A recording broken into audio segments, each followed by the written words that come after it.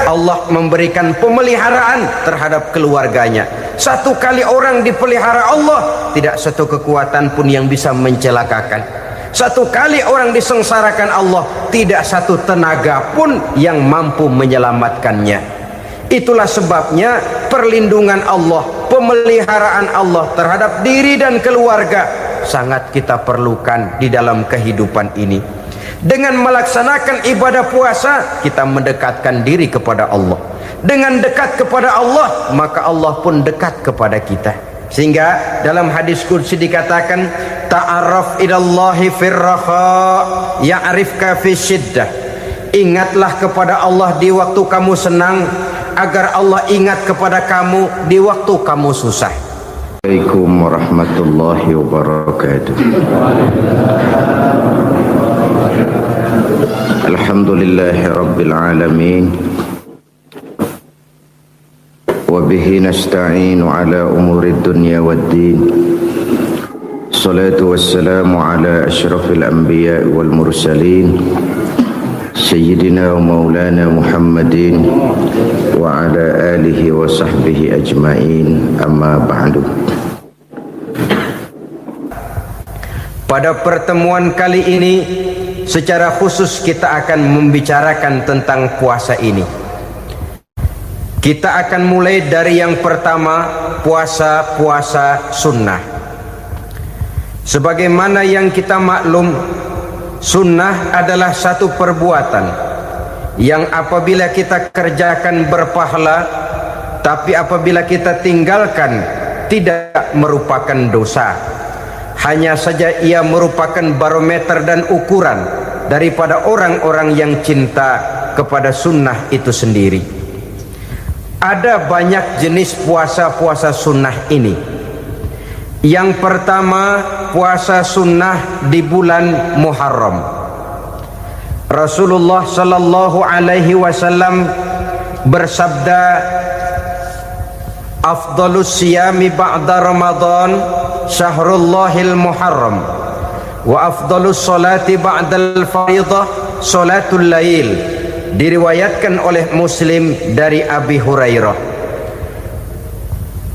Puasa yang paling utama sesudah puasa Ramadan tidak lain adalah puasa di bulan Muharram, dan solat yang paling afdol sesudah solat yang wajib adalah solat pada sepertiga malam yang akhir. Puasa di bulan Muharram merupakan puasa sunnah dan mempunyai nilai yang sangat besar dalam pandangan Allah Subhanahu wa ta'ala. Buat mereka yang mampu melaksanakan puasa sunnah di bulan Muharram ini, boleh melaksanakannya selama 10 hari. Hari yang pertama, boleh juga 3 hari saja, atau setidak-tidaknya 1 hari daripada bulan Muharram. Yang kedua, puasa 10 hari daripada bulan Zulhijjah. Karena bulan Zulhijjah ini memang termasuk bulan yang dimuliakan oleh Allah Subhanahu wa ta'ala. Pertama, di sana ada hari Tarwiyah, ada hari Arafah, ada hari kurban, ada talbiyah, ada pelaksanaan haji dengan segala manasiknya. Maka puasa sunnah di bulan Zulhijjah merupakan amalan yang sangat utama dan besar pahalanya dalam pandangan Allah Azza wa Jalla. Sebagian ulama menjelaskan, man shoma hazihil ayyam akramahullahu bi asri asya'in. Siapa orang yang melaksanakan ibadah puasa sunnah pada hari-hari 10 di bulan Zulhijjah ini, Allah Subhanahu wa ta'ala akan memuliakannya dengan 10 macam perkara. Saudara, ini keuntungannya. Yang pertama, orang yang puasa di hari-hari 10 bulan Zulhijjah diberikan al-barakah fi umrihi, diberikan keberkahan pada umurnya. Setiap kita ingin memperoleh umur yang berkah. Umur yang berkah itu yang bagaimana? Apa yang jumlahnya panjang? Mungkin. Tetapi yang jelas umur yang berkah ini adalah umur yang bisa dipertanggungjawabkan di hadapan Allah Subhanahu wa taala. Artinya umur yang diisi penuh dengan kebajikan, umur yang diisi dengan segala macam kegiatan ibadah, dan umur yang dengan demikian sungguh pun kita sudah mati, jasad terkubur dalam tanah, nama kita akan tetap hidup, dikenal orang oleh karena kebajikan yang kita kerjakan. Saya kira akan lebih merupakan azab ketimbang nikmat kalau orang diberikan umur panjang tapi hanya untuk menumpuk-numpuk dosa saja. Kan lebih baik mana? Umur pendek banyak pahala, umur panjang banyak dosa. Lebih baik mana? Hah? Saya yakin yang paling baik tentu umur panjang banyak pahala. Paling sial umur pendek dosa melulu. Sudah diberikan umur pendek tidak seberapa, dosa berlipat ganda. Itu kalau orang kampung bilang tekor namanya. Rugi. Umur pendek hanya untuk menumpuk-numpuk dosa. Boleh jadi kalau umat-umat zaman dulu, saudara, mereka diberikan umur panjang. Nabi Adam, kita tahu Nabi Adam itu 2000 tahun umurnya. Nabi Nuh 950 tahun. Umatnya ya rata-rata segitu itu. Nah, kalau mereka misalnya punya umur 800 tahun, lalu 200 tahun mereka melakukan dosa, kan masih punya restan 600 tahun untuk taubat. Karena umurnya diberikan jatah panjang. Kita ini oleh Allah Subhanahu wa taala, umat Nabi Muhammad ini umurnya pendek-pendek. Kalau nyontoh Nabi 63 tahun saja. Kalau diberikan 70 tahun umur kita sekarang, itu sudah dapat jatah lebih 7 tahun. Alhamdulillah bahwa Allah memberikan saat-saat, waktu-waktu, tempat-tempat yang punya nilai istimewa, sehingga umur yang pendek ini bisa bernilai panjang, nilai ibadahnya bisa bernilai pahala seperti umat yang berumur panjang dahulu itu. Karena itu manfaatkan umur dengan baik, dan salah satu keberkahan daripada umur akan datang dengan melaksanakan ibadah puasa sunnah. Ini yang pertama. Yang kedua, az-ziyadatu fi malihi, berikan tambahan hartanya, menjadi orang kaya. Kaya apa? Kaya hati setidak-tidaknya. Karena dengan tekun dan rajin melaksanakan ibadah puasa yang segera tertanam dalam jiwa seseorang, merasakan cukup di dalam kehidupan. Itulah dia orang yang paling kaya, orang yang hidupnya paling cukup. Kalau orang sudah merasa cukup dalam hidupnya, maka itulah dia orang yang kaya. Saudara-saudara kaum muslimin rahimakumullah, puasa sunnah memberikan tambahan harta, usahanya berkembang, dengan demikian membawa keberkahan, hartanya makin bertambah, akan menunjang ibadahnya kepada Allah, lebih memantapkan dan membawa ketenangan dalam hidupnya. Itu termasuk berkahnya melaksanakan puasa sunnah itu. Yang ketiga, al-hifzu fi iyalihi, diberikan penjagaan, perlindungan terhadap keluarganya, anaknya sehat, sanak famili dan handai tolannya terjaga dan terpelihara dari segala malapetaka, dari segala mara bahaya, kesehatannya terjamin dan terpelihara. Itu sudah merupakan modal yang sangat besar di dalam kita mengarungi kehidupan. Sebab rasanya sulit untuk bahagia, duit kita banyak sekali, usaha kita selalu mendatangkan untung yang berlipat ganda. Tapi sebentar-sebentar anak kita sakit, yang ampek, yang korengan, yang kena musibah, ndak tak karu-karuan sakit, berobat sampai jutaan rupiah. Itu kan sudah tidak membawa kebahagiaan. Uang masuk yang begitu banyak jumlahnya, habis akhirnya untuk berobat saja. Sebenarnya hitung-hitung ya seri-seri juga. Usaha berhasil, duit banyak, habis untuk berobat.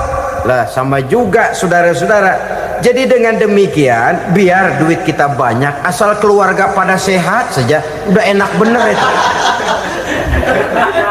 Duit banyak, ekonomi cukup, keluarga sehat, nikmat rasanya menjalani kehidupan ini. Yang kiamat sudah duit kagak barang seperak, keluarga ampek semua. Kiamat sudah. Saudara hadirin yang saya hormati, jadi yang ketiga, Allah memberikan pemeliharaan terhadap keluarganya. Satu kali orang dipelihara Allah, tidak satu kekuatan pun yang bisa mencelakakan.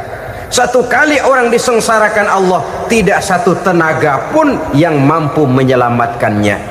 Itulah sebabnya perlindungan Allah, pemeliharaan Allah terhadap diri dan keluarga sangat kita perlukan di dalam kehidupan ini. Dengan melaksanakan ibadah puasa, kita mendekatkan diri kepada Allah. Dengan dekat kepada Allah, maka Allah pun dekat kepada kita. Sehingga dalam hadis qudsi dikatakan, ta'arraf ilallahi firraha ya'rifka fi syiddah. Ingatlah kepada Allah di waktu kamu senang, agar Allah ingat kepada kamu di waktu kamu susah. Yang kita laksanakan kadang-kadang sebaliknya. Waktu susah kita ingat Allah, waktu senang kita lupa Allah. Akhirnya nanti pada waktu kita melarat, kebelangsak, susah dan sebagainya, pertolongan tidak akan datang kepada kita. Benar, ta'arraf ilallah firraha ya'rifka fisyiddah. Ingatlah kepada Allah di waktu kamu susah, ingatlah kepada Allah di waktu kamu senang, agar Allah ingat kepadamu di waktu kamu mendapat kesusahan.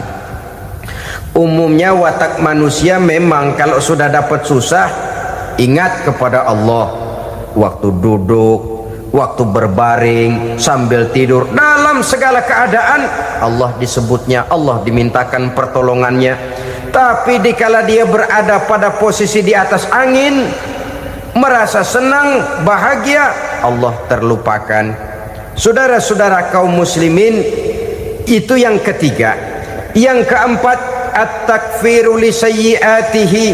Orang yang melaksanakan puasa sunnah itu diampuni segala dosa dan kesalahan yang telah dilakukannya. Dan yang kelima, at-tad'ifu li hasanatihi, diberikan balasan yang berlipat ganda dari segala kebaikan yang dikerjakannya. Satu berbalas 7, 7 bisa berbalas 10, 10 masih berbalas 100, masih ditambah dengan wallahu yudha'ifu liman yasha. Allah melipat gandakan pahala orang-orang yang dikehendakinya. Maka carilah satu kebaikan yang apabila kita kerjakan, dosa akan dihapus dan nilai pahalanya menjadi berlipat ganda. Satu kali kita bekerja, 2-3 pulau bisa kita raih dan kita jangkau.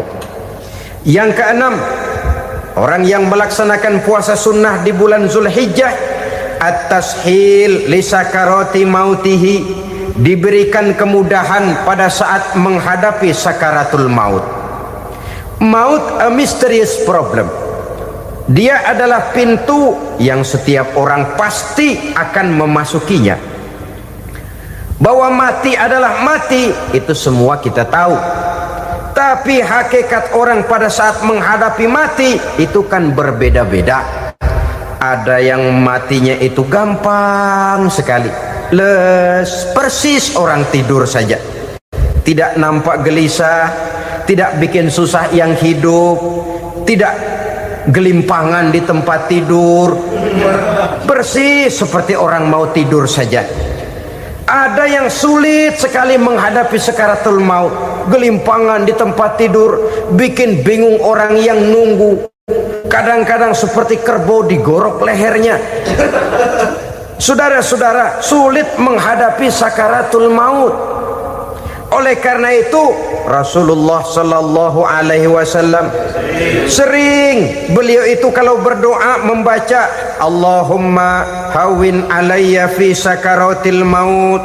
Ya Allah, mudahkan saya di dalam menghadapi sakaratul maut. Rasulullah saja, saudara, orang yang ibadahnya paling banyak, orang yang hatinya paling bersih, orang yang akhlaknya paling luhur, masih berdoa semacam ini, mohon dimudahkan oleh Allah agar mudah menghadapi sakaratul maut. Apalagi kita, terus terang kita ini paling-paling kelas mukhtalid, bangsa sama pahala mau sama dosa doyan. Lebih perlu lagi menghadapi sakaratul maut, sehingga apabila malaikat maut datang menjemput nyawa kita, dimudahkan, jangan dibikin sulit supaya mudah. Jadilah orang baik-baik. Biasanya kalau banyak yang mati, malaikat maut juga kali main-mainin dulu tuh orang, utak-atik, ditakut-takutin dan segala macam. Saudara hadirin yang saya hormati, maka menghadapi sakaratul maut ini merupakan kunci. Apakah seseorang bisa husnul khatimah atau bisa su'ul khatimah? Salah satu jalan untuk memudahkan diri menghadapi sakaratul maut, melaksanakan puasa sunnah di bulan Zulhijjah ini. Yang ketujuh, ad-diya'u li zulumati qabrihi, diberikan terang di alam kuburnya. Kubur, saudara tahu, saudara tentu sering lihat orang dimasukkan ke liang lahat, ditutup dengan papan, dinding ari kata kita di kampung, lalu diuruk lagi dengan tanah. Dalamnya liang lahat, gelapnya liang lahat, gelapnya diuruk dengan tanah, gelapnya di dalam kubur, tiga gelap yang menjadi satu. Bapak moyangnya gelap.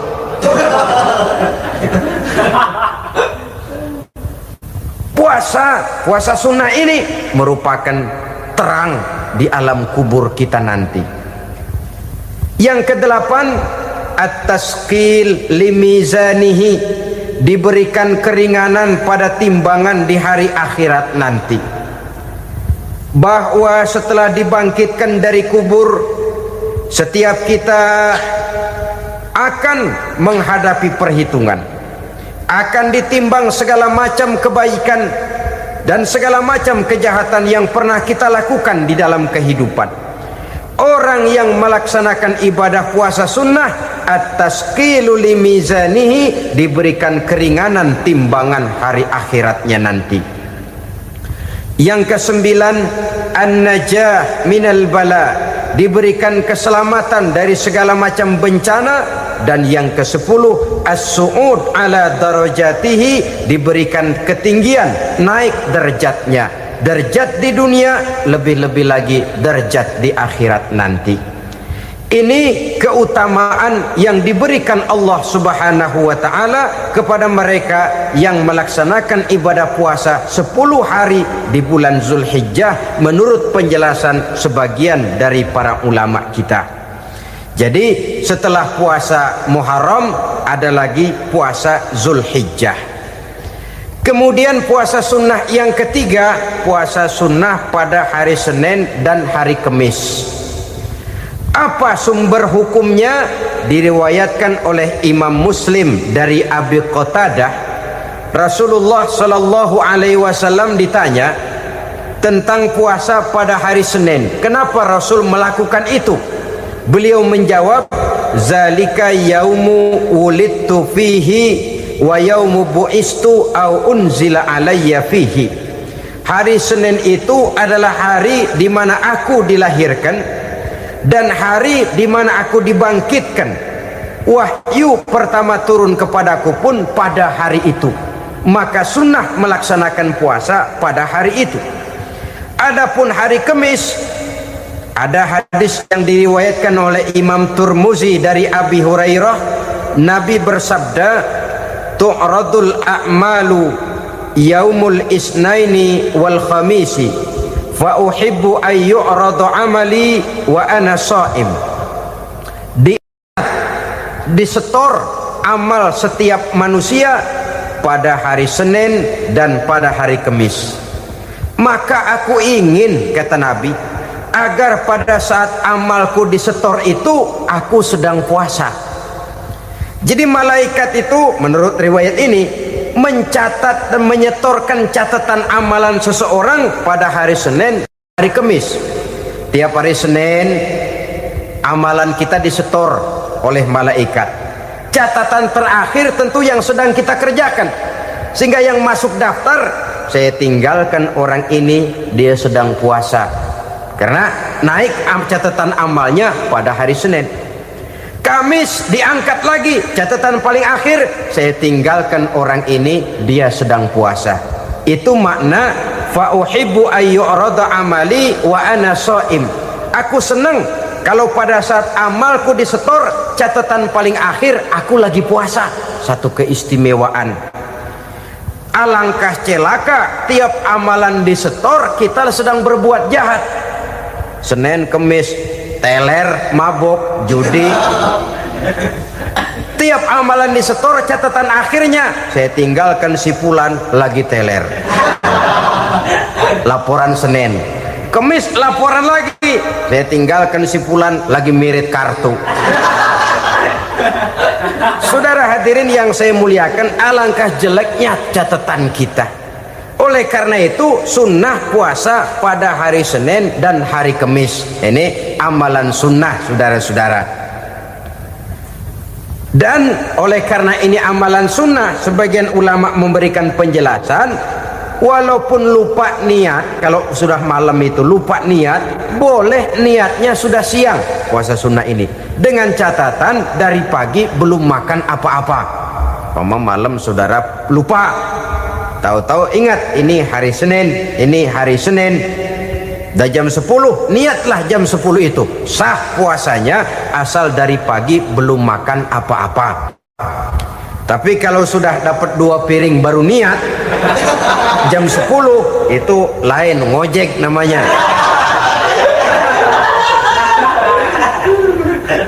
Jadi puasa sunnah yang ketiga, puasa pada hari Senin dan hari Kamis.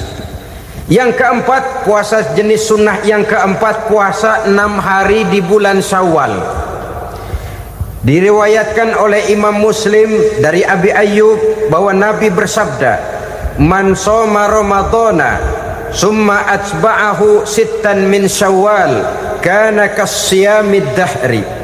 Barang siapa yang berpuasa di bulan Ramadan kemudian diikutinya dengan 6 hari di bulan Syawal, maka dia seolah-olah seperti orang yang berpuasa 1 abad lamanya. Allahu Akbar.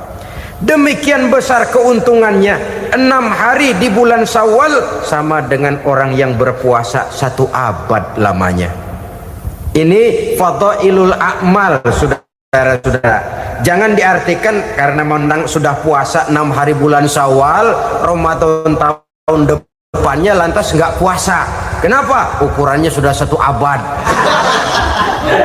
Bukan itu pengertiannya. Ini mendorong orang memberikan ganjaran pahala yang sedemikian besar.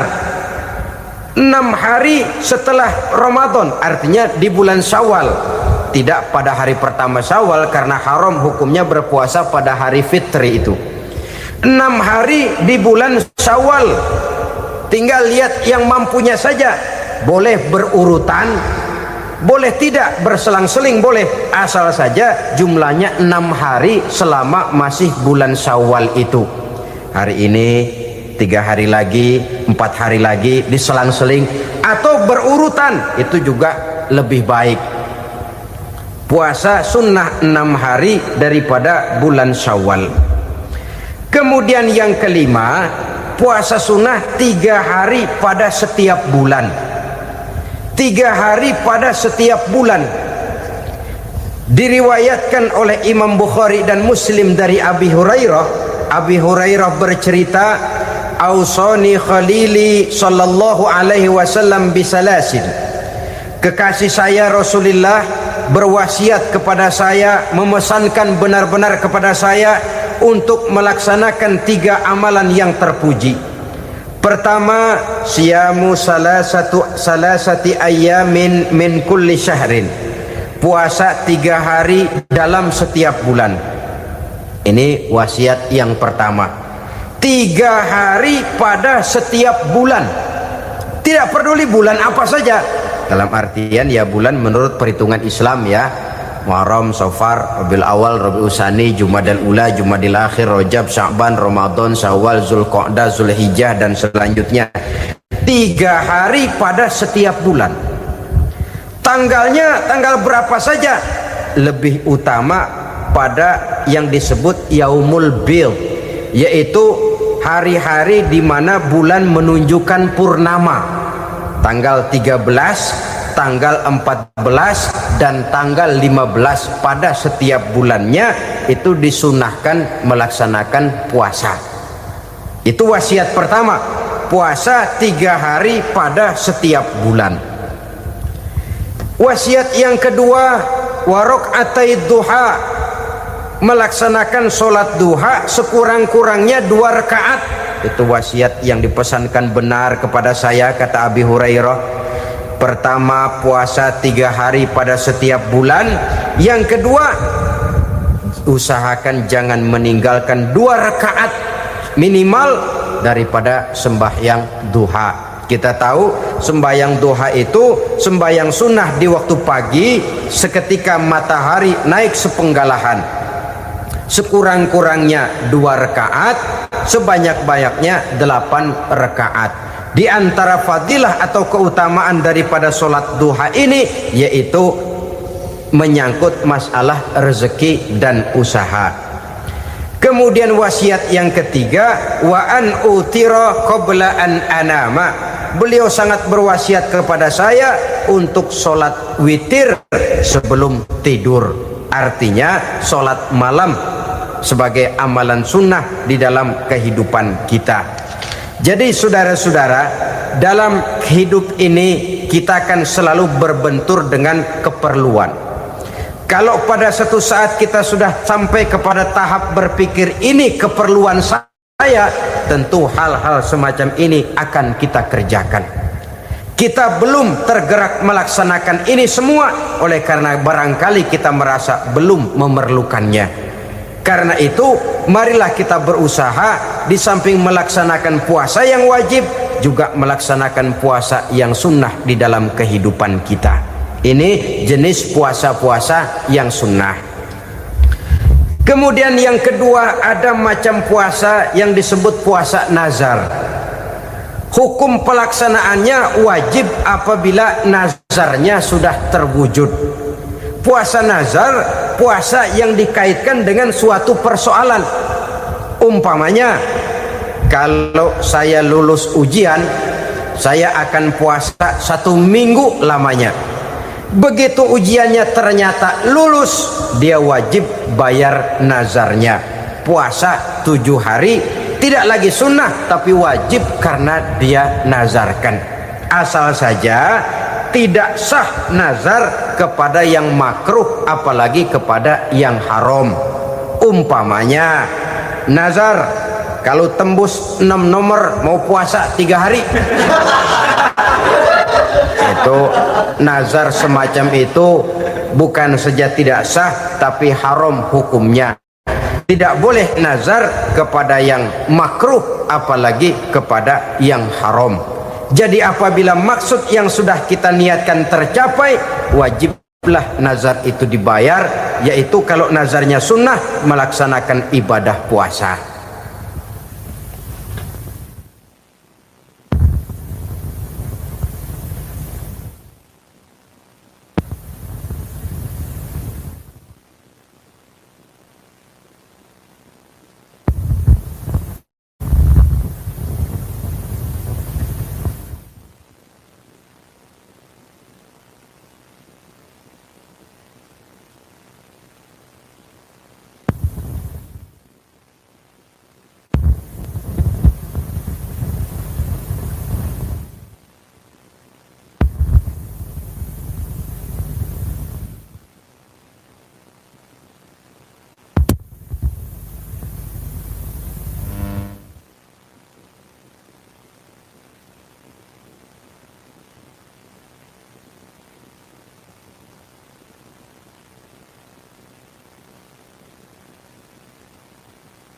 Saudara-saudara kaum muslimin rahimakumullah, jenis puasa yang ketiga kita kenal dengan puasa wajib, dan ini kita laksanakan pada bulan suci Ramadan.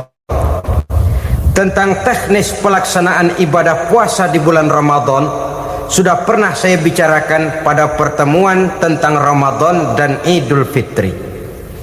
Pada kesempatan ini saya hanya ingin mengajak bahwa di dalam melaksanakan ibadah puasa Ramadan ini, marilah kita mengadakan evaluasi. Kenapa demikian?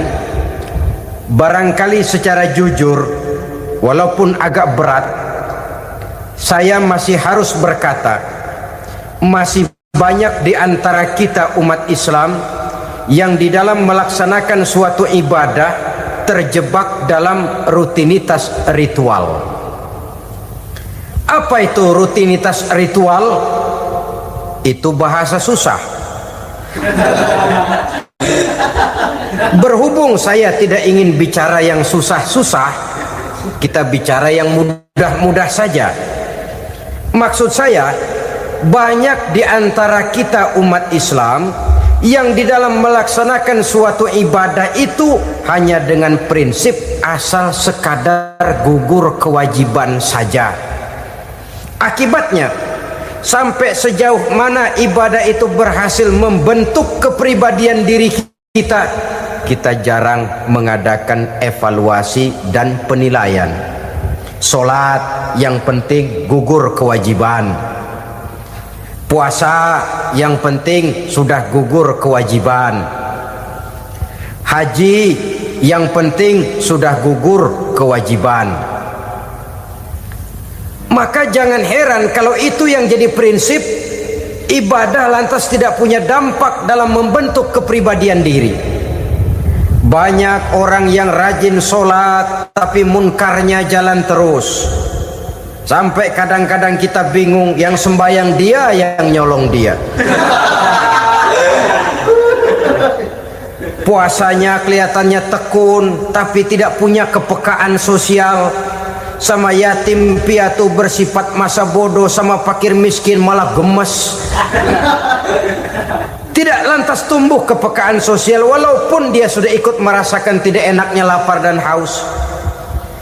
Ada juga yang sudah haji 4-5 kali mondar-mandir Jakarta Mekah, tapi gaya hidupnya tetap seperti katak di kolong tempurung, picik, sempit pandangan, dangkal hati, tidak terbuka walaupun sudah melihat Islam dalam skala internasional. Yang dia lihat, yang dia saksikan, yang dia pandang tidak sanggup menggugah dan mengubah jiwanya, tidak bisa mewarnai pandangan hidupnya. Inilah akibatnya kalau ibadah hanya dikerjakan dengan prinsip asal sekadar gugur kewajiban.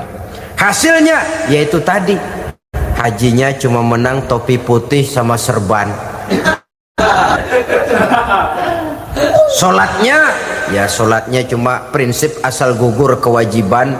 Begitu juga puasanya, begitu juga zakatnya dan ibadah-ibadah lainnya. Bukan tanpa satu maksud. Jikalau Allah Subhanahu wa ta'ala memerintahkan kita melaksanakan ibadah puasa di bulan suci Ramadan, bahkan maksud itu sangat pada penghujung ayat yang memerintahkan kita puasa. Ya ayyuhalladzina amanu kutiba alaikumus syiyam kama kutiba alal ladzina min qablikum la'allakum tattaqun. Orang yang beriman diwajibkan atas kamu berpuasa, telah diwajibkan juga kepada orang-orang yang sebelum kamu, la'allakum tattaqun, agar kamu dengan puasa itu menjadi manusia yang bertakwa kepada Allah Subhanahu wa ta'ala. Dengan kata lain, berhasil atau tidak puasa Ramadan kita ini akan nampak takwa kita meningkat atau tidak setelah kita melaksanakan ibadah puasa. Sehingga kalau orang mengatakan Ramadan itu merupakan month of training, bulan latihan, keluar latihan tentu harus semakin naik dan baik gaya kehidupan kita. Jadi tujuan utama daripada pelaksanaan ibadah puasa adalah untuk membentuk manusia yang bertakwa. Nah, takwa itu kata Imam Qusairi hurufnya ada 4. Ta, qaf, wawu, Ya, masing-masing huruf ini simbol dari pribadi orang yang bertakwa, bina dan dibentuk oleh pelaksanaan puasanya. Mari kita lihat. Huruf ta adalah lambang dari sifat tawadhu, rendah hati. Orang yang bertakwa, orang yang tidak mempunyai sifat sombong. Puasa menanamkan kita kesadaran terhadap kelemahan, terhadap keterbatasan, terhadap segala ketidakmampuan yang kita miliki.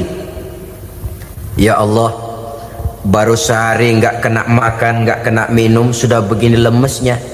Puasa memang, kalau pagi orang masih sehat, masih terdorong oleh sahur, siang masih lumayan, tapi zuhur ke atas biasanya mulai sikap lemah manusiawi, keterbatasan kekuatan biologis itu mulai nampak. Dari sini tanam satu kesadaran, kalau begitu apa yang mau disembuhkan di hadapan Allah? Kaya, siapa sih orang paling kaya? Ilmu, siapa sih orang paling pintar? Pangkat, siapa sih orang paling tinggi jabatannya? Dari sifat semacam ini lahir introspeksi, rasa mawas diri, timbul sifat tawaduknya, rendah hatinya, tidak melonjak menjadi angku dan sombong lantaran sedikit kemampuan dan kekuatan yang dimilikinya. Lalu untuk sikap yang lebih jauh, terwujudlah, terbentuklah apa yang dinamakan stabilitas temperatur batin. Orang tetap konstan menjaga nilai-nilai idealisme yang pernah dimilikinya. Dia mulai dengan adil, dia berjalan tetap dengan keadilan, dan dia berakhir juga tetap dalam keadilan. Jangan mulainya adil, tengahnya setengah adil, di akhirnya malah zolim sama sekali. Ini tidak punya stabilitas temperatur batin. Kan banyak orang begitu toh. Mulanya benar, belakangan mau benar sendiri.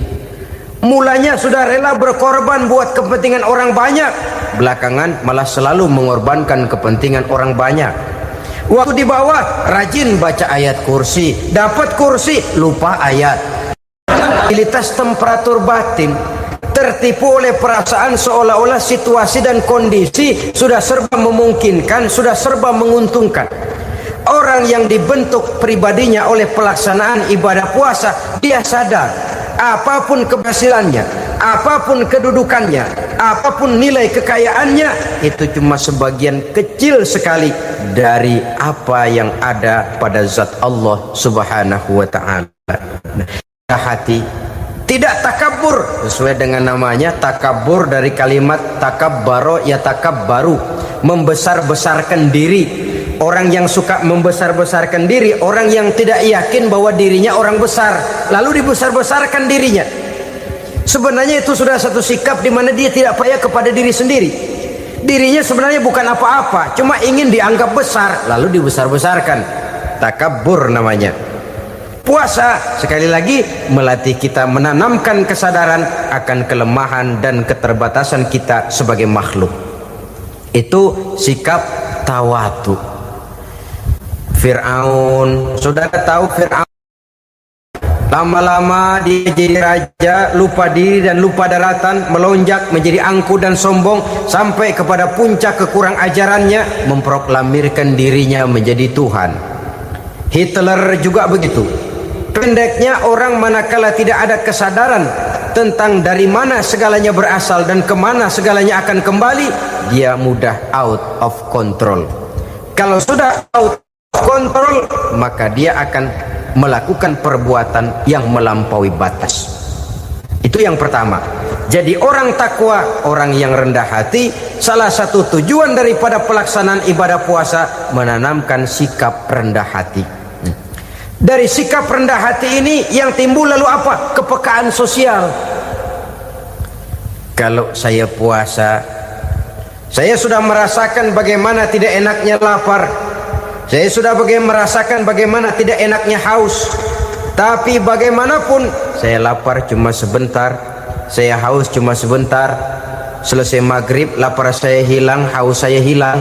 Bagaimana yatim piatu, orang-orang tua jompo yang perlu santunan, orang-orang miskin yang terkapar di kolong-kolong jembatan, yang tiap hari merasakan perasaan seperti ini tanpa tahu kapan hidup dan nasibnya akan berubah, tidur beratapkan langit berselimut koran.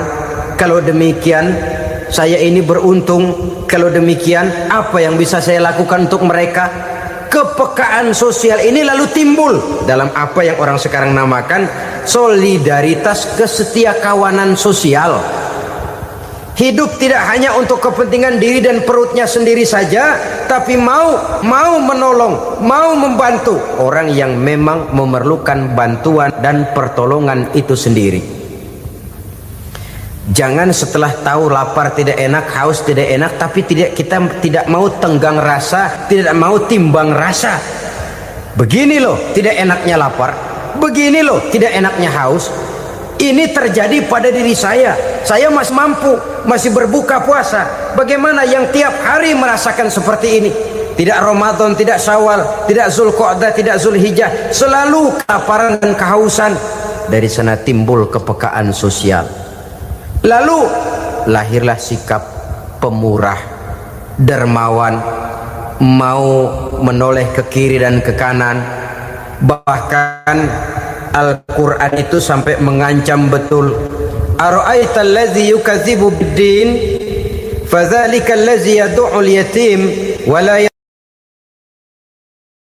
mendustakan agama. Islam mendustakan Islam.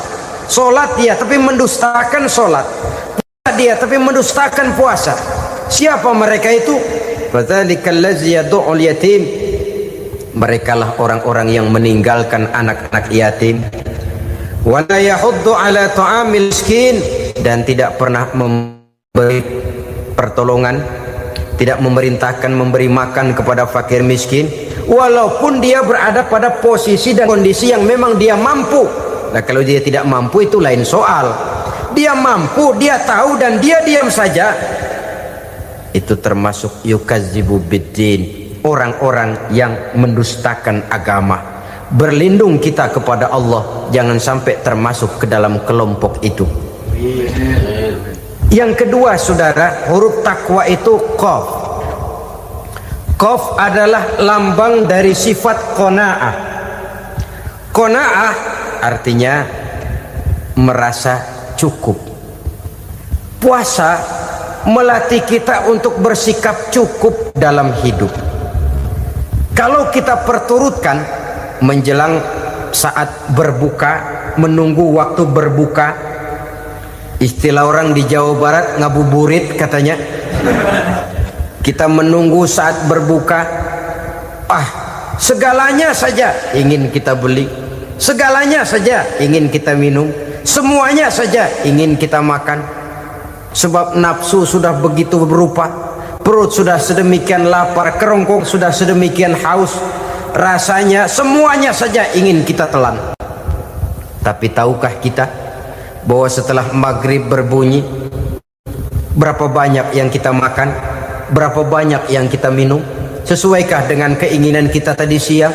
Tadi siang semuanya ingin kita makan, tadi siang semuanya ingin kita minum.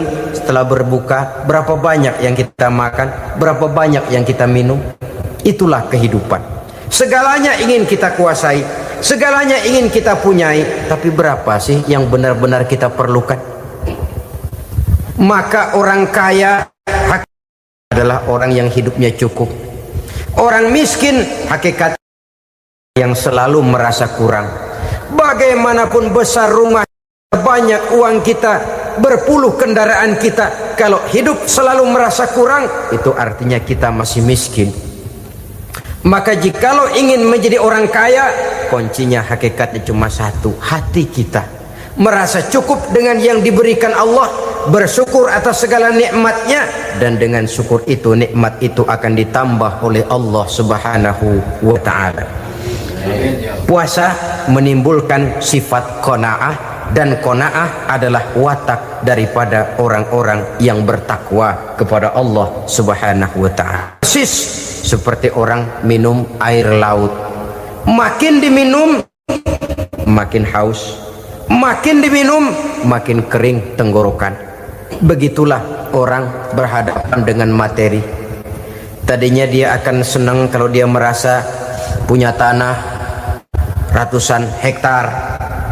Sudah ratusan hektar tidak cukup, ngelamun lagi, alangkah nikmatnya kalau bisa beli gunung. Gunung dibeli. Sudah punya gunung, lihat laut. Aduh, kalau laut juga bisa dibeli, beli lagi laut. Sudah punya laut, lihat ke atas langit, ada yang jual apa enggak ya?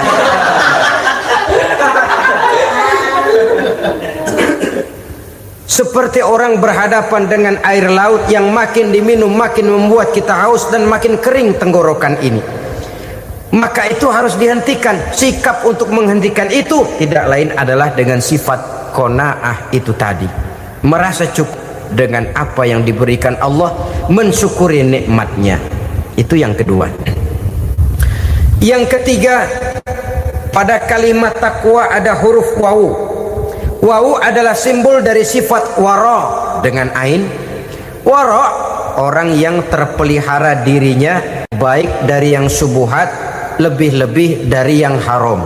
Syubhat, saudara tahu, barang yang remeng-remeng. Tapi sungguh pun remeng-remeng, kira-kira prosentasenya 70-30. 70% haram, 30% kemungkinan halalnya. Maka yang syubhat lebih baik dijauhi daripada diambil. Orang yang punya kepribadian wara, dirinya terpelihara, jangankan dari yang haram, dari yang syubhat saja dia sanggup menjaga dan memelihara dirinya. Oleh karena itu saya heran kalau orang di bulan Ramadan dia sanggup menjaga diri di waktu siang dari jenis makanan yang halal, dari jenis minuman yang haram. Ada tahu nganggur di meja siang, enggak dia makan. Ada air teh nganggur di meja siang, enggak dia makan. Padahal itu jenis makanan dan minuman yang halal. Tapi ketika datang maghrib, dia berbuka dengan makanan yang dibeli dari uang yang dihasilkan dengan cara yang haram. Bukankah itu sesuatu yang terbalik? Bukankah dengan demikian sudah tidak lagi menimbulkan sikap yang bisa memelihara dan menjaga kepribadian diri? Orang yang membiasakan diri terpelihara dari yang syubhat apalagi yang haram, maka baik yang dipakainya, yang diminumnya, yang dimakannya terdirilah dari barang-barang yang baik yang dihalalkan oleh agama. Wara. Kemudian yang keempat, pada huruf kalimat takwa ada huruf yakin. Huruf ya simbol dari sifat yakin. Orang yang puasa dibentuk kepribadiannya mempunyai satu keyakinan yang tangguh, dan keyakinan adalah ciri daripada orang yang takwa. Kita lihat yang dipanggil melaksanakan ibadah puasa ini kan iman. Karena memang sulit untuk melaksanakan puasa kalau tidak iman yang jadi dasar. Setidaknya seperti sudah pernah saya sampaikan, ibadah puasa ini memang sulit terkena penyakit show. Kalau kita sholat barangkali terangsang karena kelihatan orang lain. Kalau kita pergi haji mungkin jadi sugesti karena orang banyak tahu. Kalau kita bayar kita jadi terangsang karena banyak orang lihat. Tapi kalau sudah puasa, puasa itu kan yang tahu cuma kita dan Allah saja. Ya, kita sholat, orang lain lihat, kita jadi rada semangat. Kita pergi haji, orang lain banyak ngantar, kita semangat. Kita bayar zakat, orang lain banyak saksikan, kita bersemangat. Tapi kita puasa, siapa yang mau nyaksiin kita puasa? Siapa yang mau memuji kita puasa? Siapa yang mau menyanjung kita puasa? Itu cuma urusan kita dan Allah. Oleh karenanya dasar daripada pelaksanaan ibadah yang harus mencedik tenggorokan segalanya jadi nikmatan. Tidak ada kerja yang lebih indah selain kerja yang didasarkan kepada satu keyakinan bahwa yang kita kerjakan itu adalah sesuatu yang benar. Dalam hal ini sesuatu yang diperintahkan oleh Allah Subhanahu wa taala kepada kita. Saudara-saudara kaum muslimin rahimakumullah. Demikianlah titik evaluasi kita. Jangan berpuasa hanya dengan prinsip asal sekadar menggugurkan kewajiban saja. yang akan berakibat Ramadan tahun ini berakhir begitu, Ramadan terjebak menjalani rutinitas ritualnya saja. Bahkan kadang-kadang yang nyata betul, Nabi menganjurkan tingkatkan ibadah pada 10 hari yang akhir di bulan Ramadan, tanggal 20 sampai akhir Ramadan. Yang kita praktekkan malah kegiatan ibadah kita justru menurun pada 20 Ramadan yang akhir. Coba lihat 20 Ramadan ke atas, itu pasukan tarawih paling kelas 60-70 tahun ke atas. Kemana yang lain? Sudah berpikir menghadapi lebaran, berpikir pulang mudik, berpikir macam-macam. Akibatnya konsentrasi ibadah lalu buyar. Dianjurkan Rasul, tingkatkan ibadah pada 10 hari yang terakhir. Kita malah makin ke akhir makin lancip.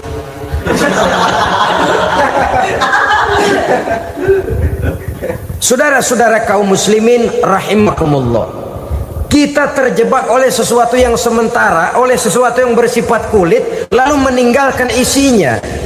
Padahal jikalau kita tidak mengisi Ramadan dengan kegiatan ibadah, berarti kita tidak keluar dari Ramadan dengan jiwa yang baru yang sudah ditempa oleh pengalaman ibadah di bulan Ramadan. Artinya kita tidak kembali kepada fitrah, kesucian seperti saat kita dilahirkan. Lalu kalau kita tidak kembali kepada fitrah, apa yang mau kita rayakan pada Idul Fitri itu? Di mana letak kegembiraan kita? Di mana letak kebahagiaan hati? Kembalikah kita kepada fitrah? Tidak. Benarkah puasa yang kita kerjakan? Kelihatannya juga tidak. Adakah dampak dari pelaksanaan ibadah dalam pribadi kita? Tidak. Kadang-kadang Ramadan selesai malah teriak merdeka.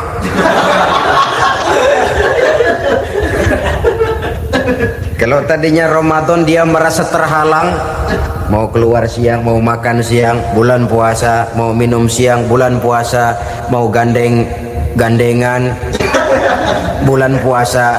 Ramadan selesai, kibarin bendera, teriak merdeka, lalu kembali merajalela.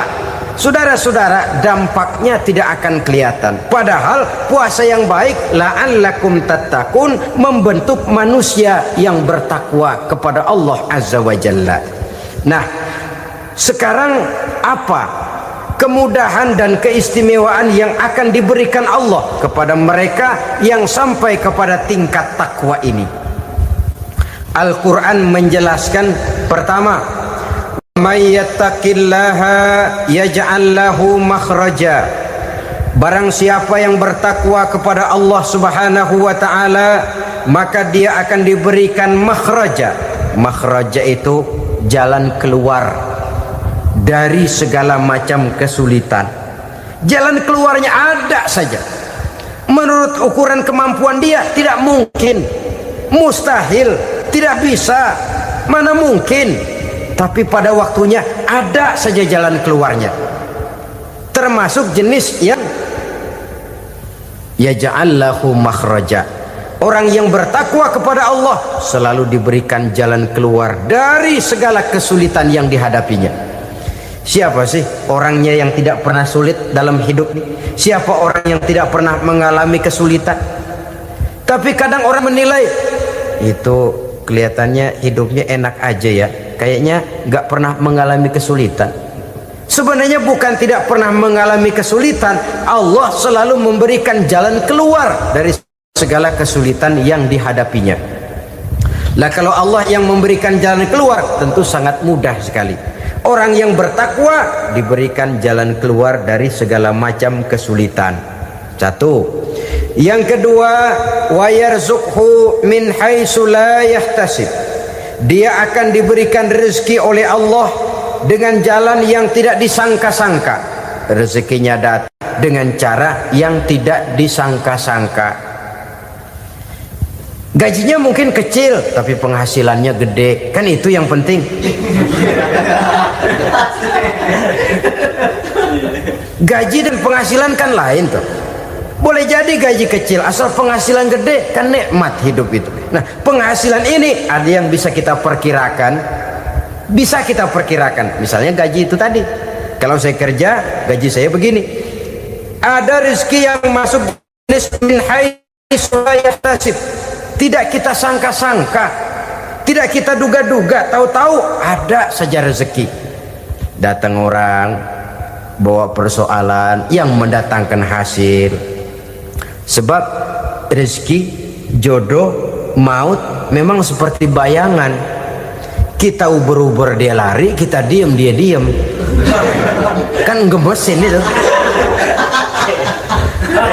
Bayang-bayang itu begitu, kita kejar dia lari. Rezeki juga begitu, kita diem dia diem.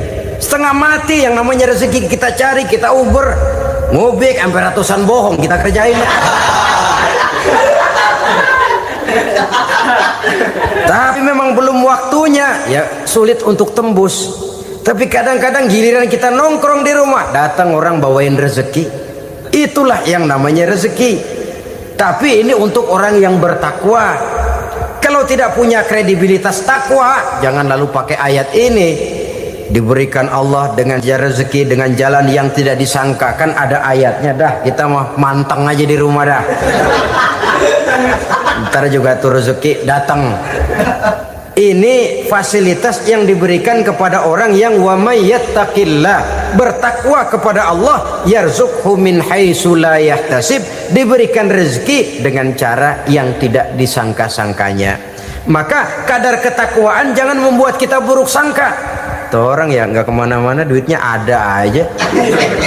Kalau dia takwa, Allah berikan jalan keluar.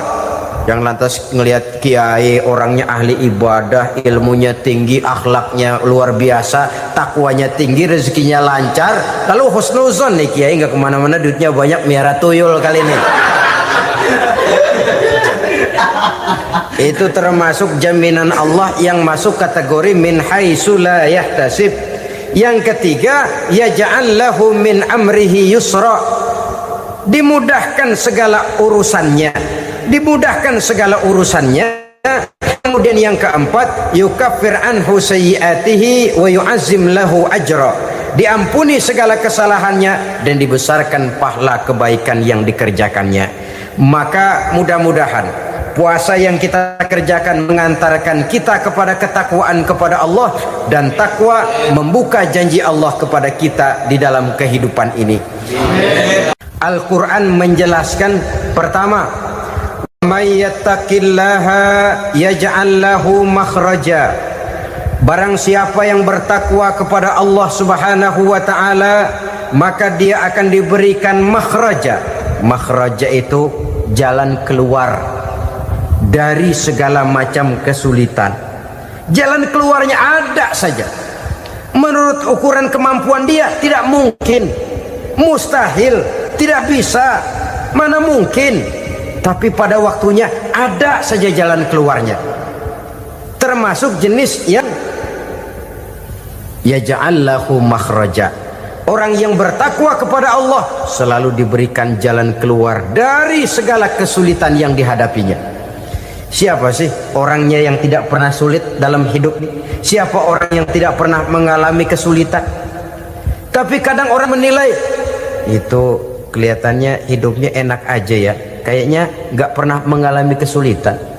Sebenarnya bukan tidak pernah mengalami kesulitan, Allah selalu memberikan jalan keluar dari segala kesulitan yang dihadapinya.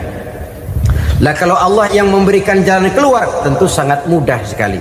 Orang yang bertakwa diberikan jalan keluar dari segala macam kesulitan. Satu. Yang kedua, wa yarzuqhu min haitsu la yahtasib, dia akan diberikan rezeki oleh Allah dengan jalan yang tidak disangka-sangka. Rezekinya datang dengan cara yang tidak disangka-sangka. Gajinya mungkin kecil, tapi penghasilannya gede. Kan itu yang penting. Gaji dan penghasilan kan lain tuh. Boleh jadi gaji kecil, asal penghasilan gede, kan nikmat hidup itu. Nah, penghasilan ini ada yang bisa kita perkirakan. Bisa kita perkirakan. Misalnya gaji itu tadi. Kalau saya kerja, gaji saya begini. Ada rezeki yang masuk min haitsu la yahtasib, tidak kita sangka-sangka, tidak kita duga-duga, tahu-tahu ada saja rezeki. Datang orang bawa persoalan yang mendatangkan hasil. Sebab rezeki, jodoh, maut memang seperti bayangan. Kita uber-uber dia lari, kita diem dia diem. Kan gemesin itu. Bayang-bayang itu begitu. Kita kejar, dia lari. Rezeki juga begitu. Kita diem, dia diem. Setengah mati yang namanya rezeki kita cari, kita uber, ngobek sampai ratusan bohong kita kerjain. Tapi memang belum waktunya, ya sulit untuk tembus. Tapi kadang-kadang giliran kita nongkrong di rumah, datang orang bawain rezeki. Itulah yang namanya rezeki. Tapi ini untuk orang yang bertakwa. Kalau tidak punya kredibilitas takwa, jangan lalu pakai ayat ini. Diberikan Allah dengan rezeki dengan jalan yang tidak disangka. Kan ada ayatnya dah. Kita mah manteng aja di rumah dah. Ntar juga tuh rezeki datang. Ini fasilitas yang diberikan kepada orang yang wa may yattaqillah, bertakwa kepada Allah, yarzuqhu min haitsu la yahtasib, diberikan rezeki dengan cara yang tidak disangka-sangkanya. Maka kadar ketakwaan jangan membuat kita buruk sangka. Tuh orang ya nggak kemana-mana, duitnya ada aja.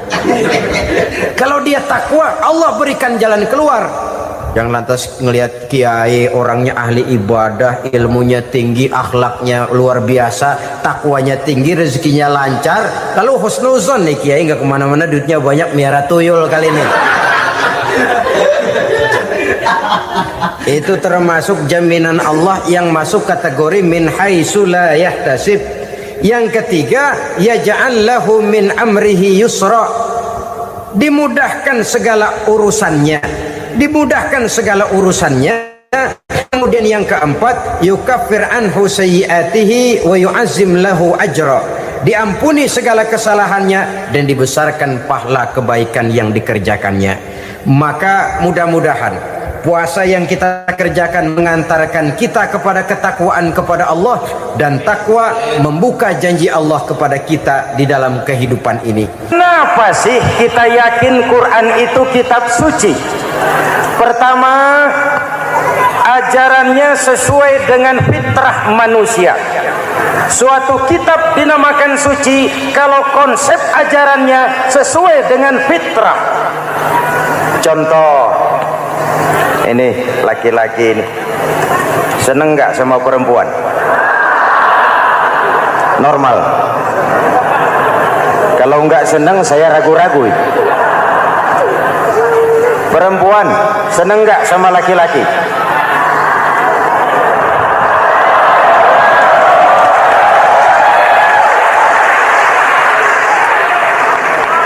Ini fitrah. Laki-laki suka perempuan, perempuan suka laki-laki. Quran memahami itu. Hai laki-laki, kau senang dengan perempuan. Hai perempuan, kau suka dengan laki-laki. Oke, lewat sini, lewat pintu yang disebut nikah.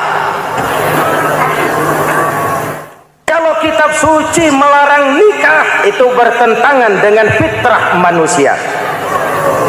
Maka dalam Quran, mulai dari umat sampai ulama dan segala profesi dianjurkan nikah. Kalau kiai tidak boleh nikah, saya pilih mengundurkan diri, Pak.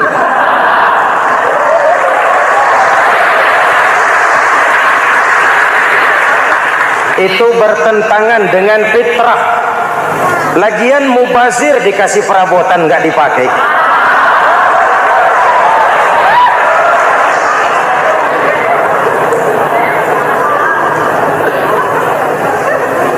Fitrah. Contoh lagi, manusia perlu makan. Kalau ada kitab suci menyuruh puasa terus dari pagi sampai sore sampai malam sampai pagi lagi, eta teh kitab gelo.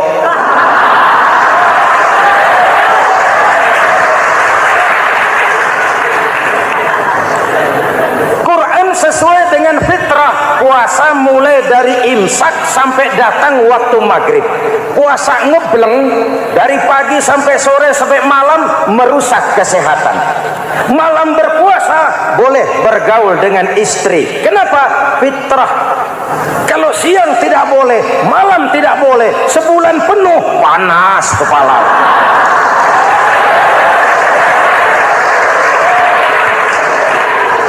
Rontok rambut. Hadirin yang saya hormati, itu yang pertama.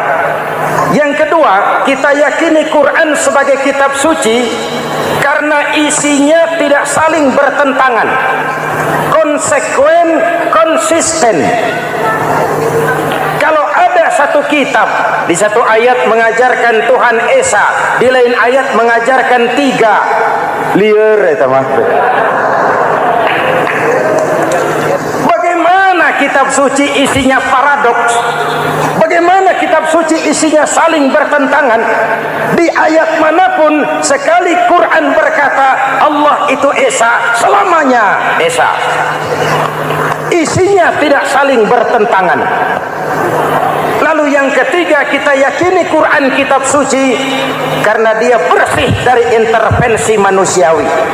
Sejak turunnya Al-Quran menantang, jikalau kamu ragu terhadap Quran yang kami turunkan kepada hamba kami Muhammad, kamu anggap itu cuma bikinan Muhammad. Kalau Muhammad bisa, kamu tentu bisa. Baik, bikin satu surah semacam Al-Quran. 14 abad yang lalu tantangan ini turun dan sampai malam ini belum terjawabkan. Pak, barangkali tidak ada yang mau coba. Banyak. Antara lain Musailamah Al-Kazzab. Dia mencoba membuat menandingi Al-Quran. Dia buat satu surah namanya surah Al-Fil. Bunyinya begini, bikinan Musailamah. Al-Fil wa mal-fil wa ma adraka mal-fil lahu khurtumun tawil wa lahu zail. Sudah berbentuk syair. Isinya apa? Al-Fil, gajah. Wa mal-fil, apakah gajah itu? Wa ma adraka mal-fil, tahukah kamu apa itu gajah? Lahu khurtumun tawil, dia punya belalai panjang. Walahu zail, dan dia punya ekor. Enggak usah turun ayat begituan, orang tahu.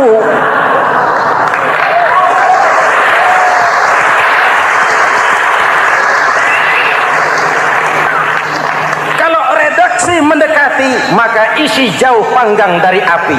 Kitab suci bersih dari campur tangan manusiawi.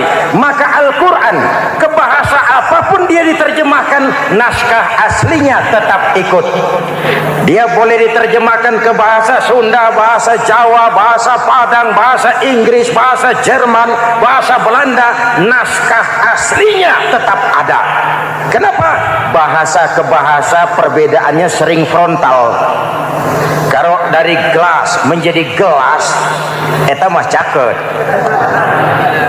Dari lamp menjadi lampu, itu masih serumpun. Tapi cokot Sunda dengan cokot Jawa, itu jauh bedanya. Atos Sunda dengan atos Jawa, itu jauh. Ulama Sunda sama ulama Jawa nggak pernah akur kalimat atos ini.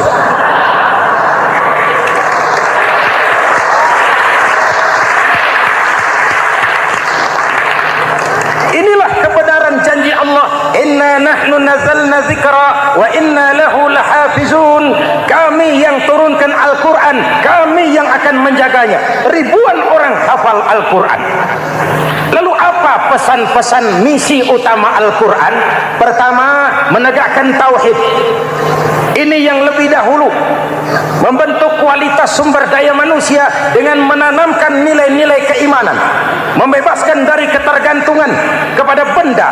Ya ayyuhan nasu ubudu rabbakumul ladzi khalaqakum.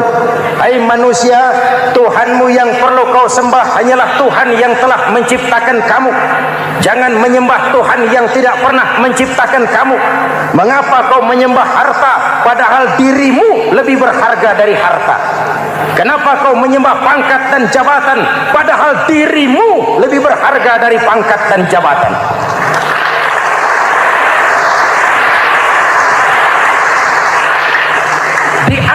rasio berpikir Tuhanmu yang perlu kau sembah hanyalah Tuhan yang menciptakan kamu, dan Tuhan yang menciptakan kamu itu Tuhan yang lam yalid walam yulad, yang laisa kamislihi syai'un, dan itulah Allah Subhanahu wa ta'ala. Ayo orang teh, ayeuna teh boleh pakai teh, ayeuna teh kita teh kalau kepada syirik jali, syirik yang terang-terangan, insya Allah tidak. Nyata-nyata menyembah berhala, tidak. Nyata-nyata menyembah pohon, tidak. Nyata-nyata berkeyakinan Tuhan lebih dari satu, tidak. Tapi kita sering terjebak pada syirik kecil, syirik khafi, syirik yang tersamar. Saya sejak pakai cincin ini, jangankan anak gadis, nenek-nenek ngelihat saya cincin. Jangankan anak gadis, nenek-nenek lihat saya lemes cincin. Ini saya sejak ada perkutut di rumah ini dagang lancar perkutut. Ini Ramadan, bulan penempaan nilai-nilai keimanan. Misi utama Quran menegakkan tauhid, memerangi kemusyrikan, membebaskan manusia dari ketergantungan kepada benda. Dari situ kualitas sumber daya manusia dimulai. Saya sering mengungkapkan selama ini sistem pendidikan kita cuma mengisi otak, bukan membentuk watak. Otak diisi segala macam ilmu, tapi hati kosong, agama rapuh, akhirnya moral rendah. Muncul manusia-manusia yang pintar, cuma sayang tidak benar. Indonesia kita bangkrut, Indonesia kita terpuruk, Indonesia kita sakit sekarang ini, kan ulahnya orang-orang yang pintar tapi tidak benar.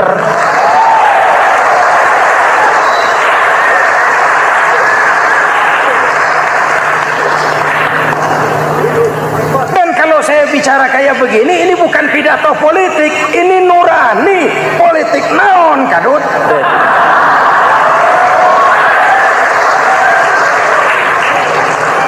Ini nurani, ini tanggung jawab sebagai anak bangsa.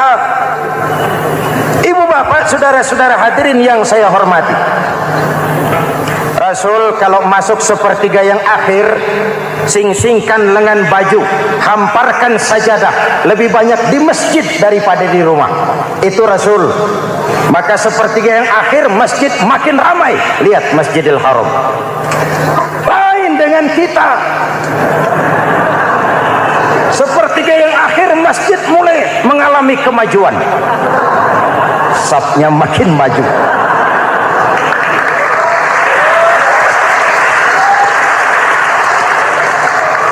Pasar ramai, terminal beludak. Padahal sepertiga yang akhir itu puncak. Padahal di situ nilai tambah. Dan anggap ini Ramadan terakhir yang diberikan Allah kepada kita. Kenapa? Memang tidak ada jaminan tahun depan ketemu Ramadan lagi.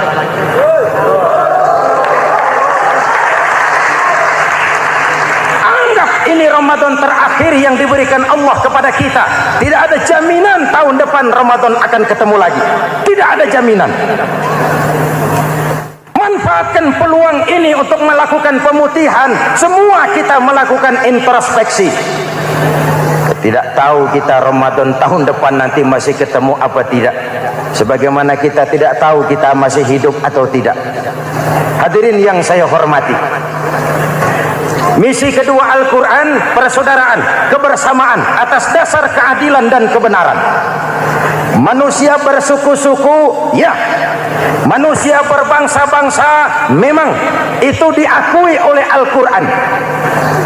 Inna khalaqnakum min dzakari wa untha wa ja'alnakum syu'uban wa qabaila. Kami ciptakan kamu dari laki-laki dan perempuan. Kami jadikan kamu bersuku-suku dan berbangsa-bangsa. Apa tujuannya? Agar kamu saling mengenal satu dengan yang lain. Persaudaraan, kebersamaan atas dasar keadilan dan kebenaran. Yang dari ras. Dari manapun orang datang, apapun warna kulitnya, dari suku apapun ia dilahirkan, kalau akidahnya sama, itu kan saudara kita.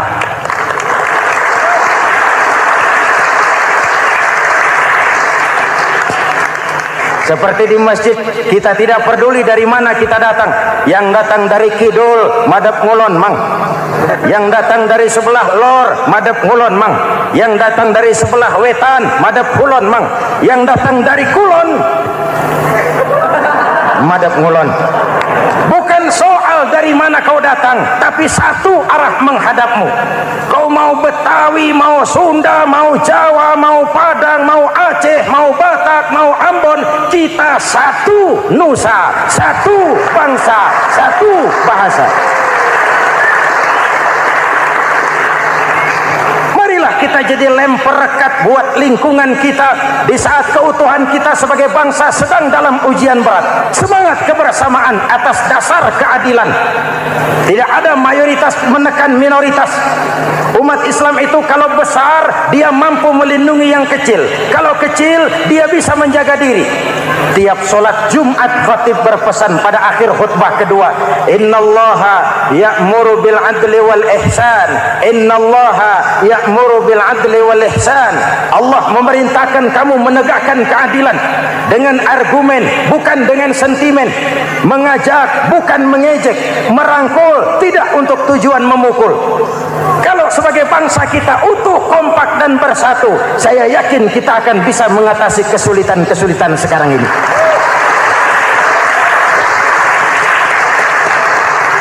Kan kita prihatin kadang-kadang tawuran antar desa, antar RT, antar RW, antar kecamatan, sampai antar elit di atas. Makanya saya ulang lagi pesan ini, kalau elit di atas tawuran, jadilah penonton yang baik. Saudara-saudara kaum muslimin yang saya cintai, kita prihatin, kita seakan tercabut dari akar budaya kita sebagai bangsa. Kenapa kita yang berfalsafahkan Pancasila, kenapa kita yang berketuhanan yang Maha Esa tiba-tiba jadi beringas dan brutal? Ada maling ayam ketangkap, disiram bensin, dibakar hidup-hidup. Kok kita bisa begitu? Street justice, pengadilan jalanan mulai tegak. Iyalah kita tidak puas dengan kerja aparat kita, tapi jangan main hakim sendiri. Ini negara, bukan hutan.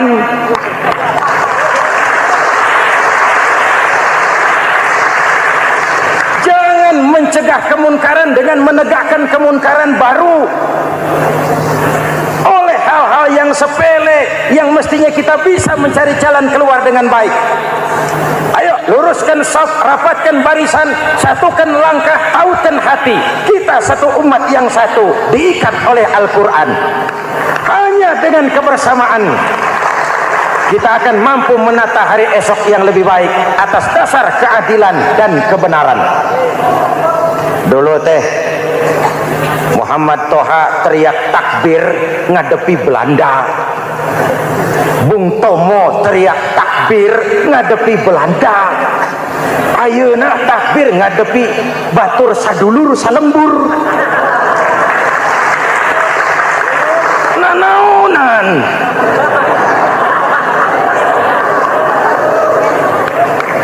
Bung Tomo teriak takbir, Muhammad Toha teriak takbir, yang dihadapi jelas penjajah Belanda. Kita ngadepi saudara sendiri, Allahu Akbar, yang sana teriak Allahu Akbar, setan tepuk tangan di tengah. Yuk kita rukun, yuk kita kompak, yuk kita bersatu, yuk kita pulang, yuk.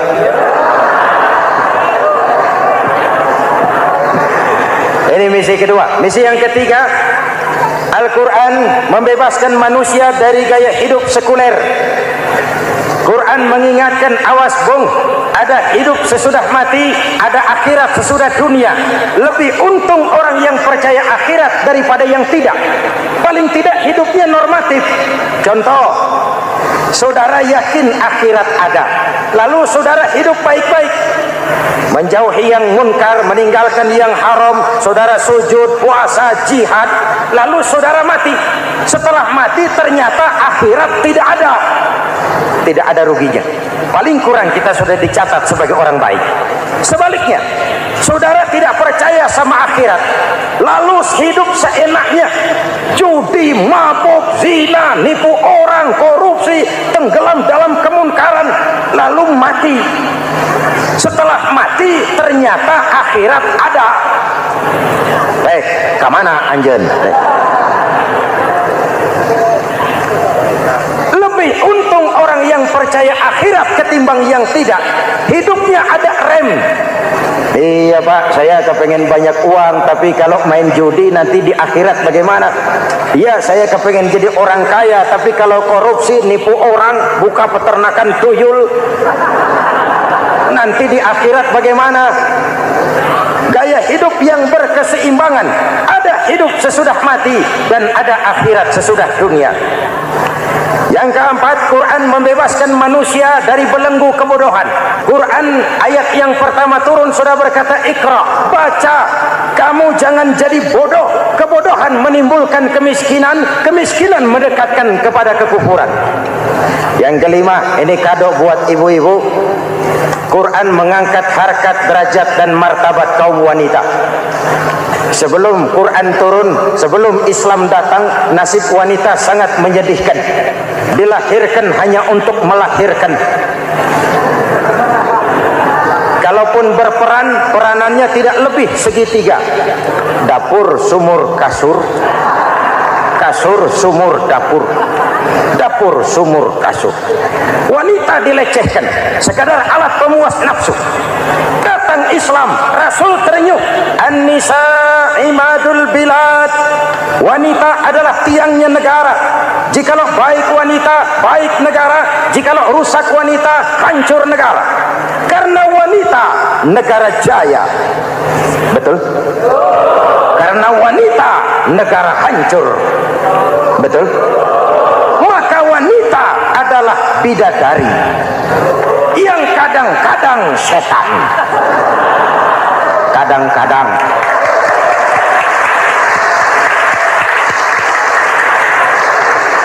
Ini yang hadir di sini bidadari semua. Ibu bapak, saudara-saudara hadirin yang saya hormati. Lalu bagaimana sikap kita terhadap Al-Quran? Quran sendiri menjelaskan, "Tsumma awrasnal kitaba allazina istafaina min ibadina." Kemudian kami wariskan kitab Al-Quran yang kami pilih buat hamba-hamba kami yang terpilih. Luar biasa. Umatnya umat pilihan, Rasulnya Rasul pilihan, kitabnya pun kitab pilihan. Kami wariskan Al-Quran kepada hamba-hamba kami yang kami pilih. Bagaimana sikap mereka setelah menerima Al-Quran? Terbagi tiga. Pertama, faminhum zalimun linafsihi. Di antara mereka ada yang setelah menerima Al-Quran lalu zalim kepada dirinya sendiri. Diterimanya Al-Quran dengan lidahnya, tapi ditolak dengan perbuatannya. Mulutnya menjunjung Al-Quran, perbuatannya menginjak Al-Quran. Quran bilang ke barat, dia pergi ke timur. Quran bilang ke selatan, dia berangkat ke utara. Quran bilang haram, dia terjang. Quran bilang halal, dia tidak mau. Orang seperti itu tidak zalim kepada Allah, tapi zalim kepada dirinya sendiri. Mudah-mudahan kita yang termasuk golongan ini. Amin. Yang kedua, wa minhum muqtasid. Di antara mereka ada yang menerima Quran 50-50. Separuh-separuh. Yang enak dilaksanakan, yang berat ditinggal. Padahal pada sisi lain Quran mengajarkan masuklah ke dalam Islam secara total. Kafah, jangan separuh-separuh. Ini watak munafik. Kalau dilihat Islam menguntungkan, rame-rame teriak Islam. Ketika diminta berjihad, diminta berkorban, diminta zakat, rame-rame mengundurkan diri. Saya bangkrut pak, saya miskin pak, saya pailit pak. Mental itu dalam awal-awal Baqarah dijelaskan. Kullama adha'a lahum masyaw fih wa idza adlama 'alaihim qamu. Kalau terang mereka berangkat, kalau gelap mereka mandek. Itu ciri orang munafik beragama. Kalau Islam menguntungkan, rame-rame teriak Islam. Ketika diminta berjihad, berkorban, berjuang, rame-rame mengundurkan diri. Muqtasid. Golongan yang ketiga, ini yang ideal. Wa minhum sabiqum bil khairati biiznillah. Di antara mereka ada yang setelah menerima Al-Quran lalu berlomba-lomba mengamalkannya, berlomba-lomba melaksanakannya. Jangan sampai yang baca Quran dengan suara merdu dapat piala, yang mengamalkan Quran dengan konsekuen dapat penjara.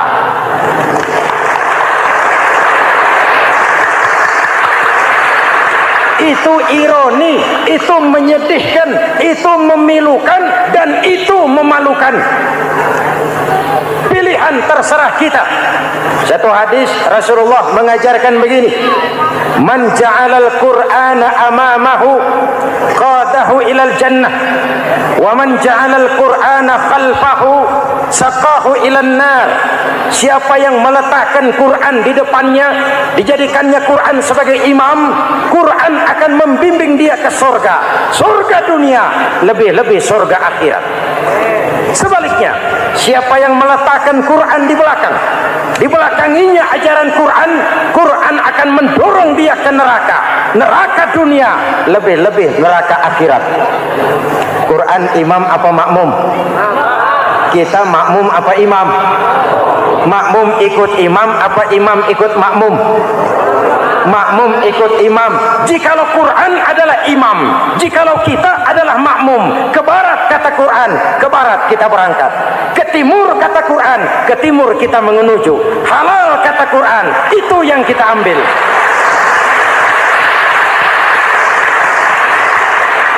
Mari kita jadikan Ramadan sebagai bulan di mana sedikit demi sedikit kita berupaya kembali menjadi generasi yang Qur'ani.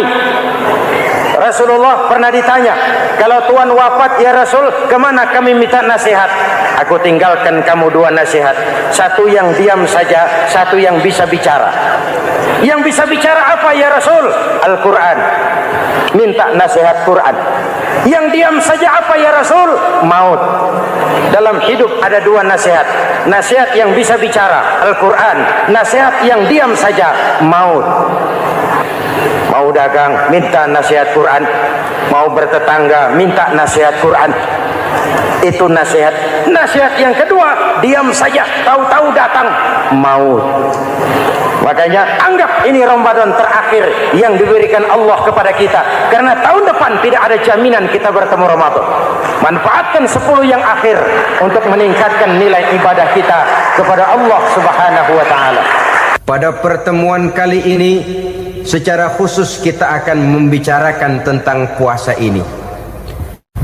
Kita akan mulai dari yang pertama, puasa sunnah.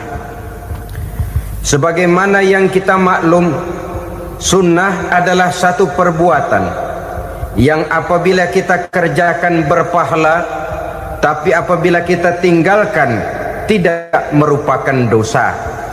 Hanya saja ia merupakan barometer dan ukuran daripada orang-orang yang cinta kepada sunnah itu sendiri.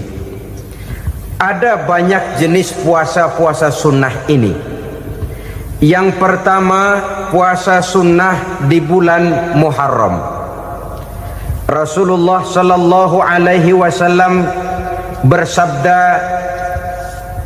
"Afdhalus siyami ba'da Ramadan syahrullahil Muharram, wa afdhalus salati ba'dal fardhah salatul lail." Diriwayatkan oleh Muslim dari Abi Hurairah.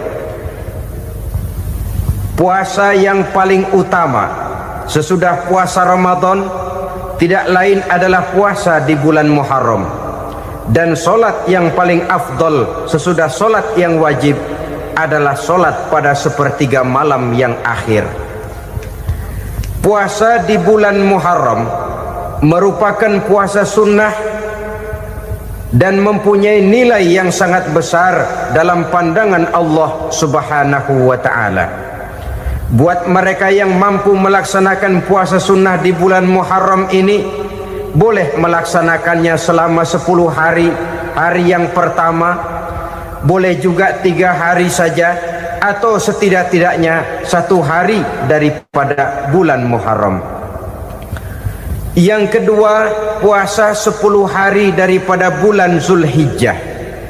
Karena bulan Zulhijjah ini memang termasuk bulan yang dimuliakan oleh Allah Subhanahu wa ta'ala.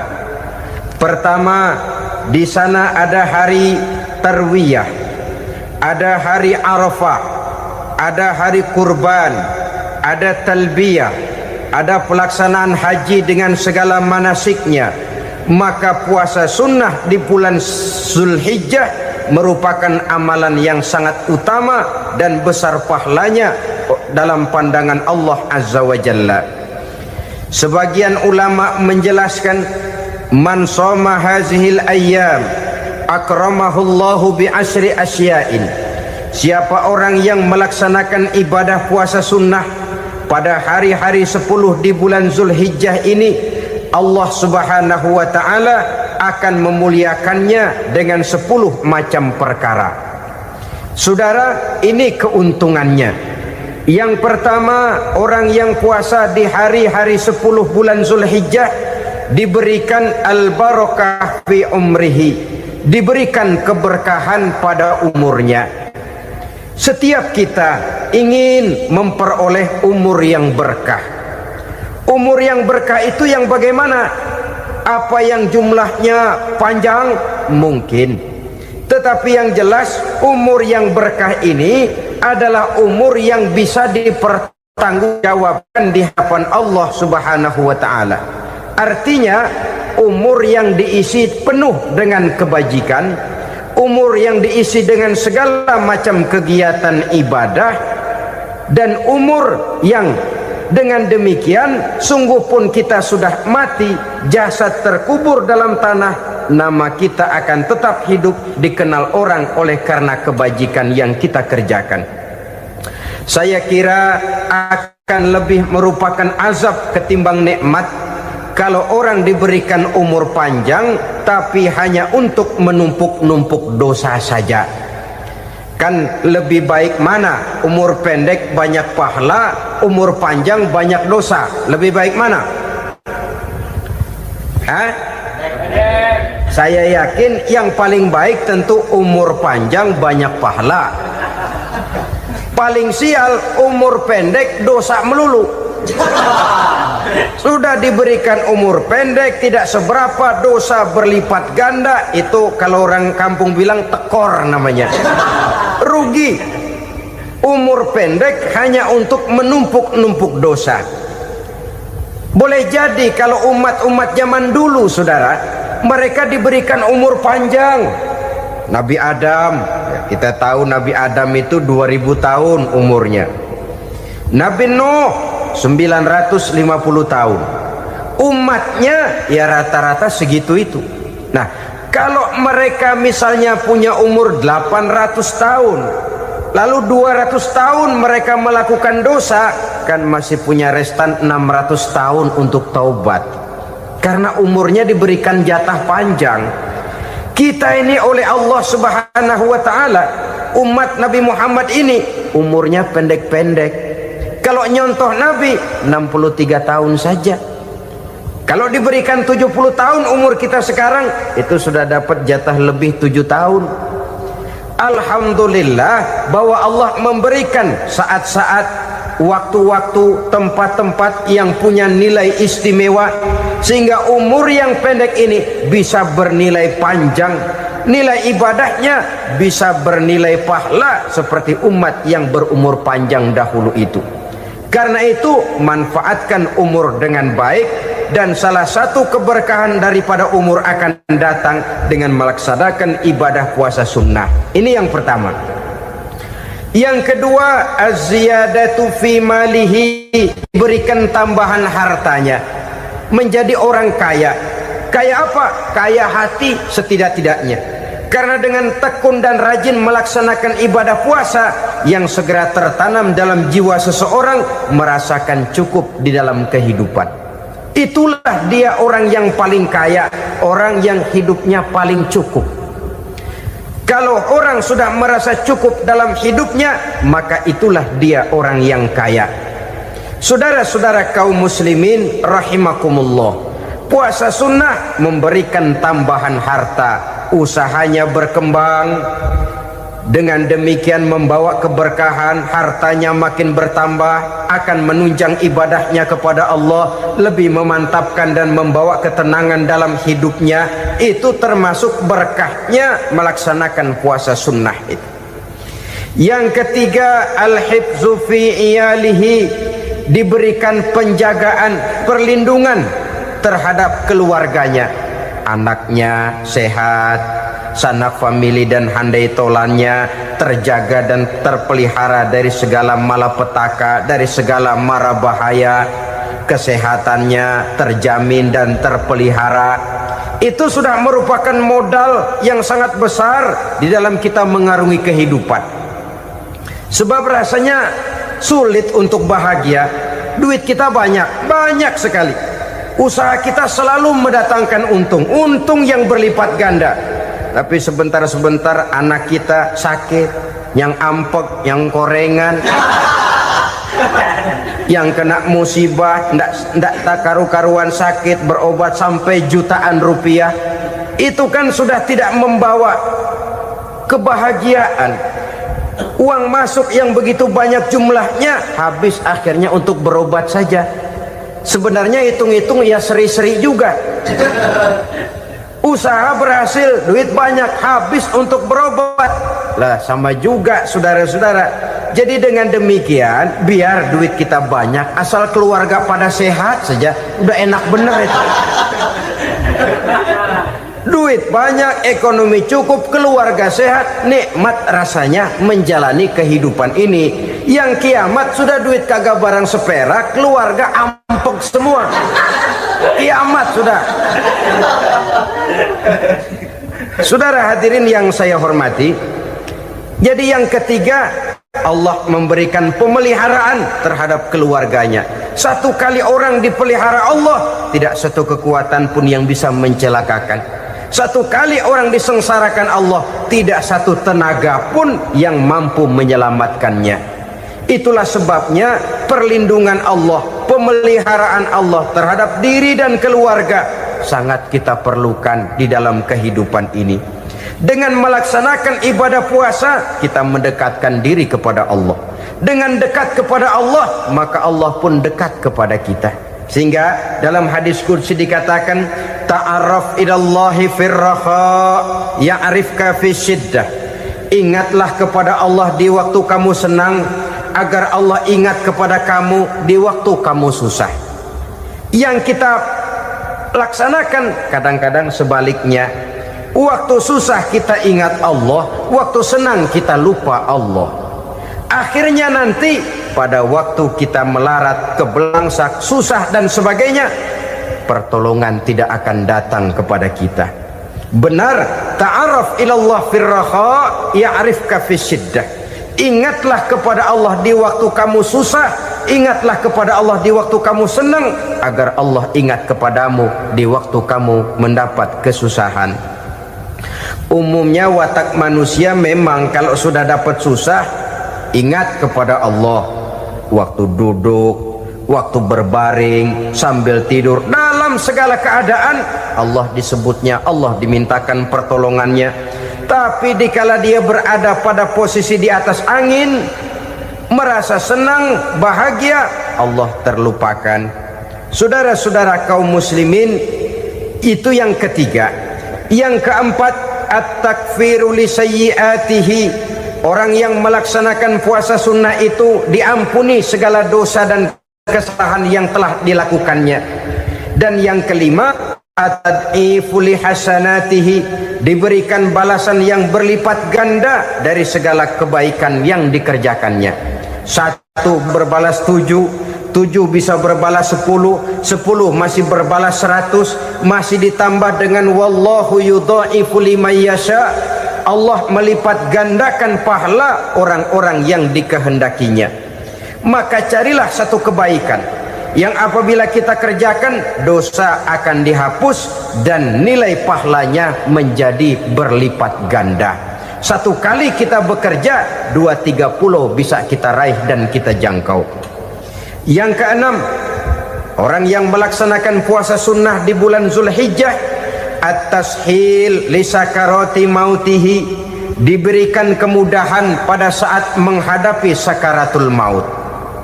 Maut a mysterious problem. Dia adalah pintu yang setiap orang pasti akan memasukinya.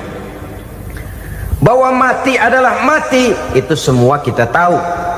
Tapi hakikat orang pada saat menghadapi mati itu kan berbeda-beda. Ada yang matinya itu gampang sekali, persis orang tidur saja, tidak nampak gelisah, tidak bikin susah yang hidup, tidak gelimpangan di tempat tidur, persis seperti orang mau tidur saja. Ada yang sulit sekali menghadapi sakaratul maut, gelimpangan di tempat tidur, bikin bingung orang yang nunggu. Kadang-kadang seperti kerbau digorok lehernya. Saudara-saudara, sulit menghadapi sakaratul maut. Oleh karena itu Rasulullah sallallahu alaihi wasallam sering beliau itu kalau berdoa membaca Allahumma hawin alayya fi sakaratil maut. Ya Allah, mudahkan saya di dalam menghadapi sakaratul maut. Rasulullah saja, saudara, orang yang ibadahnya paling banyak, orang yang hatinya paling bersih, orang yang akhlaknya paling luhur, masih berdoa semacam ini. Mohon dimudahkan oleh Allah agar mudah menghadapi sakaratul maut. Apalagi kita, terus terang kita ini paling-paling kelas muhtalid, bangsa sama pahala mau sama dosa doyan. Lebih perlu lagi menghadapi sakaratul maut, sehingga apabila malaikat maut datang menjemput nyawa kita, dimudahkan, jangan dibikin sulit, supaya mudah. Jadilah orang baik-baik. Biasanya kalau banyak yang mati, malaikat maut juga kali main-mainin dulu tuh orang, kutak-katik, ditakut-takutin dan segala macam. Saudara hadirin yang saya hormati, maka menghadapi sakaratul maut ini merupakan kunci. Apakah seseorang bisa husnul khatimah atau bisa su'ul khatimah? Salah satu jalan untuk memudahkan diri menghadapi sakaratul maut, melaksanakan puasa sunnah di bulan Zulhijjah ini. Yang ketujuh, ad-diya'u li zulumati qabrihi, diberikan terang di alam kuburnya. Kubur, saudara tahu, saudara tentu sering lihat orang dimasukkan ke liang lahat, ditutup dengan papan, dinding ari kata kita di kampung, lalu diuruk lagi dengan tanah. Dalamnya liang lahat, gelapnya liang lahat, gelapnya diuruk dengan tanah, gelapnya di dalam kubur, 3 gelap yang menjadi satu. Bapak moyangnya gelap.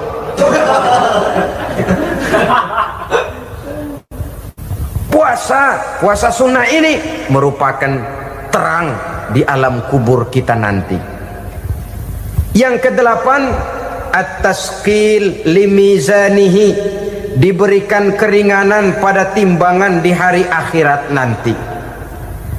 Bahwa setelah dibangkitkan dari kubur, setiap kita akan menghadapi perhitungan, akan ditimbang segala macam kebaikan dan segala macam kejahatan yang pernah kita lakukan di dalam kehidupan. Orang yang melaksanakan ibadah puasa sunnah, at-tasqilu limizanihi, diberikan keringanan timbangan hari akhiratnya nanti. Yang kesembilan, an-najah minal bala, diberikan keselamatan dari segala macam bencana. Dan yang ke-10, as-su'ud ala darajatihi, diberikan ketinggian, naik derajatnya, derajat di dunia, lebih-lebih lagi derajat di akhirat nanti. Ini keutamaan yang diberikan Allah Subhanahu wa ta'ala kepada mereka yang melaksanakan ibadah puasa 10 hari di bulan Zulhijjah menurut penjelasan sebagian dari para ulama kita. Jadi setelah puasa Muharram ada lagi puasa Zulhijjah. Kemudian puasa sunnah yang ketiga, puasa sunnah pada hari Senin dan hari Kamis. Apa sumber hukumnya? Diriwayatkan oleh Imam Muslim dari Abi Qatadah, Rasulullah sallallahu alaihi wasallam ditanya tentang puasa pada hari Senin. Kenapa Rasul melakukan itu? Beliau menjawab, zalika yaumu wulidtu fihi wa yaumu bu'istu au unzila alayya fihi. Hari Senin itu adalah hari di mana aku dilahirkan dan hari di mana aku dibangkitkan. Wahyu pertama turun kepadaku pun pada hari itu. Maka sunnah melaksanakan puasa pada hari itu. Adapun hari Kamis, ada hadis yang diriwayatkan oleh Imam Turmuzi dari Abi Hurairah, Nabi bersabda, tu'radul a'malu yaumul isnaini wal khamisi fa uhibbu ay yu'radu amali wa ana sha'im. Disetor amal setiap manusia pada hari Senin dan pada hari Kamis. Maka aku ingin, kata Nabi, agar pada saat amalku disetor itu aku sedang puasa. Jadi malaikat itu menurut riwayat ini mencatat dan menyetorkan catatan amalan seseorang pada hari Senin, hari Kamis. Tiap hari Senin amalan kita disetor oleh malaikat.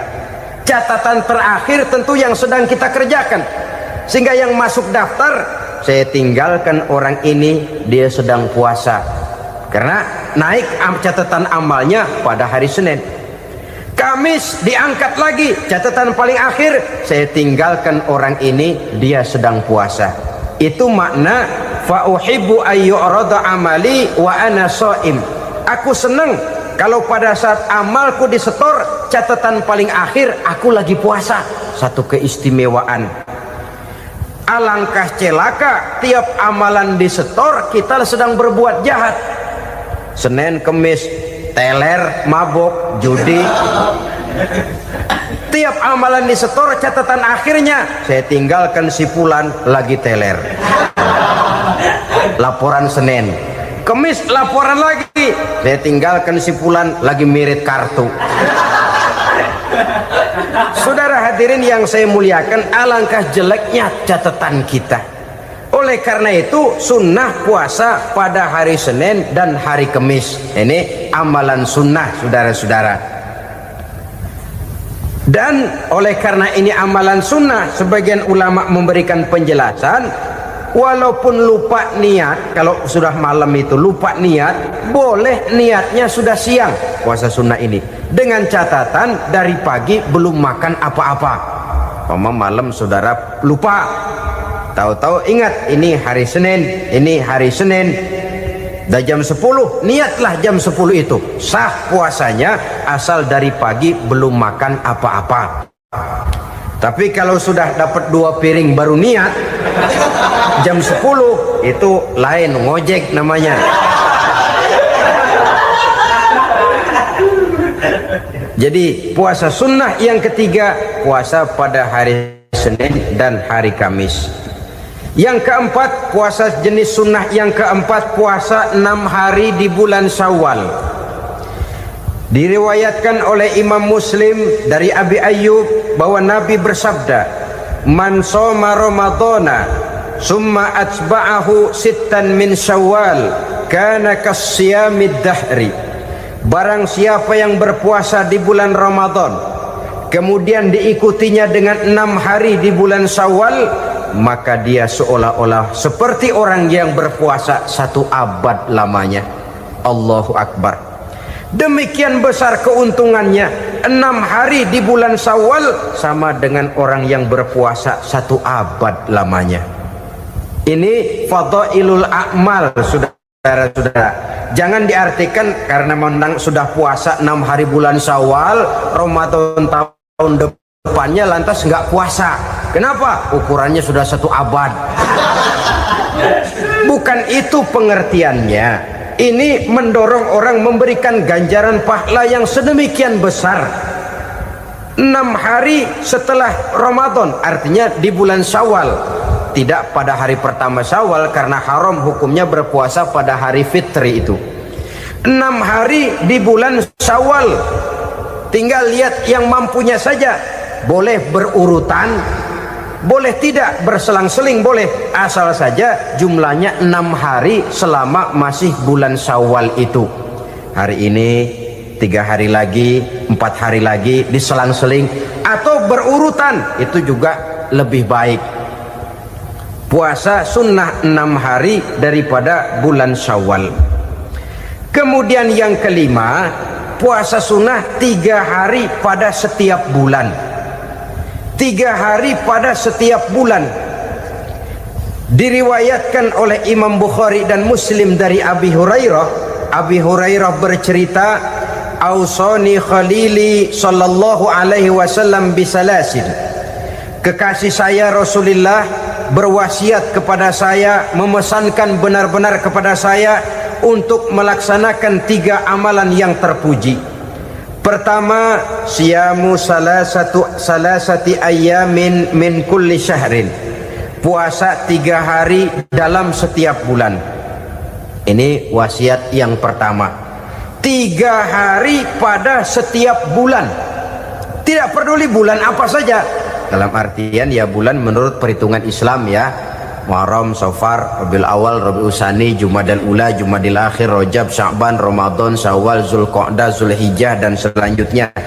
3 hari pada setiap bulan. Tanggalnya tanggal berapa saja.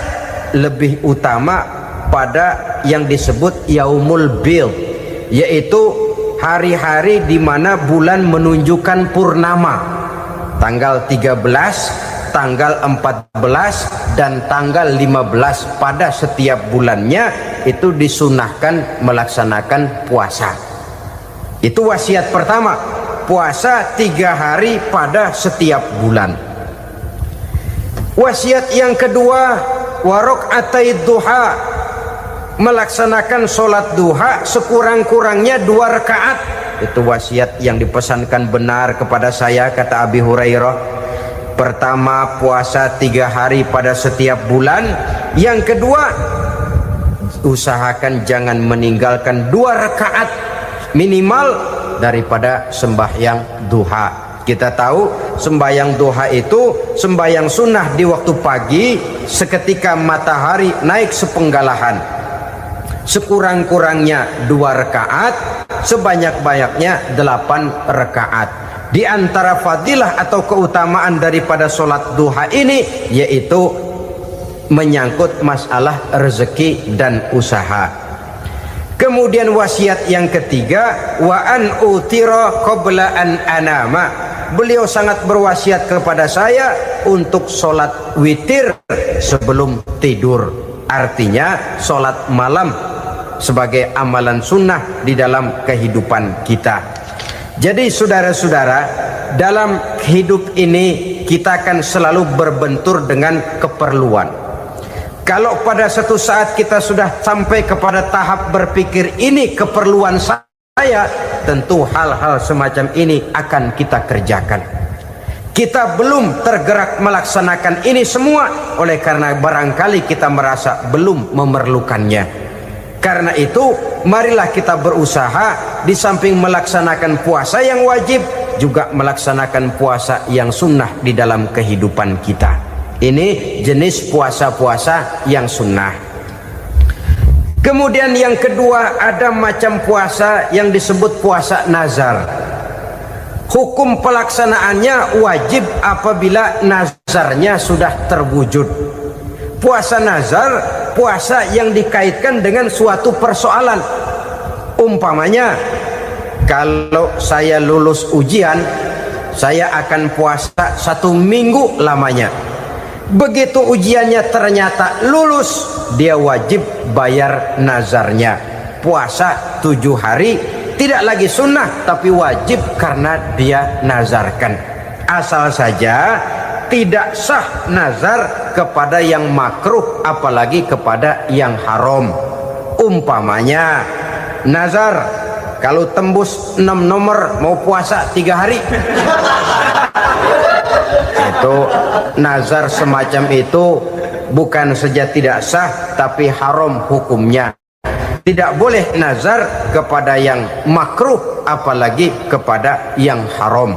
Jadi apabila maksud yang sudah kita niatkan tercapai, wajiblah nazar itu dibayar, yaitu kalau nazarnya sunnah melaksanakan ibadah puasa. Al-Quran menjelaskan, pertama, may yattaqillaha yaj'al lahu makhraja. Barang siapa yang bertakwa kepada Allah Subhanahu wa taala, maka dia akan diberikan makhraja. Makhraja itu jalan keluar dari segala macam kesulitan. Jalan keluarnya ada saja. Menurut ukuran kemampuan dia tidak mungkin, mustahil, tidak bisa, mana mungkin. Tapi pada waktunya ada saja jalan keluarnya. Termasuk jenis yang yaj'al lahu makhraja. Orang yang bertakwa kepada Allah selalu diberikan jalan keluar dari segala kesulitan yang dihadapinya. Siapa sih orangnya yang tidak pernah sulit dalam hidup ini? Siapa orang yang tidak pernah mengalami kesulitan? Tapi kadang orang menilai, itu kelihatannya hidupnya enak aja ya, kayaknya nggak pernah mengalami kesulitan. Sebenarnya bukan tidak pernah mengalami kesulitan, Allah selalu memberikan jalan keluar dari segala kesulitan yang dihadapinya. Lah kalau Allah yang memberikan jalan keluar, tentu sangat mudah sekali. Orang yang bertakwa diberikan jalan keluar dari segala macam kesulitan. Satu. Yang kedua, wa yarzuqhu min haitsu la yahtasib. Dia akan diberikan rezeki oleh Allah dengan jalan yang tidak disangka-sangka. Rezekinya datang dengan cara yang tidak disangka-sangka. Gajinya mungkin kecil tapi penghasilannya gede, kan itu yang penting. Gaji dan penghasilan kan lain tuh. Boleh jadi gaji kecil asal penghasilan gede, kan nikmat hidup itu. Nah, penghasilan ini ada yang bisa kita perkirakan. Bisa kita perkirakan. Misalnya gaji itu tadi. Kalau saya kerja, gaji saya begini. Ada rezeki yang masuk min haitsu la yahtasib. Tidak kita sangka-sangka, tidak kita duga-duga, tahu-tahu ada saja rezeki. Datang orang bawa persoalan yang mendatangkan hasil. Sebab rezeki, jodoh, maut memang seperti bayangan. Kita uber-uber dia lari, kita diem dia diem. Kan gemes.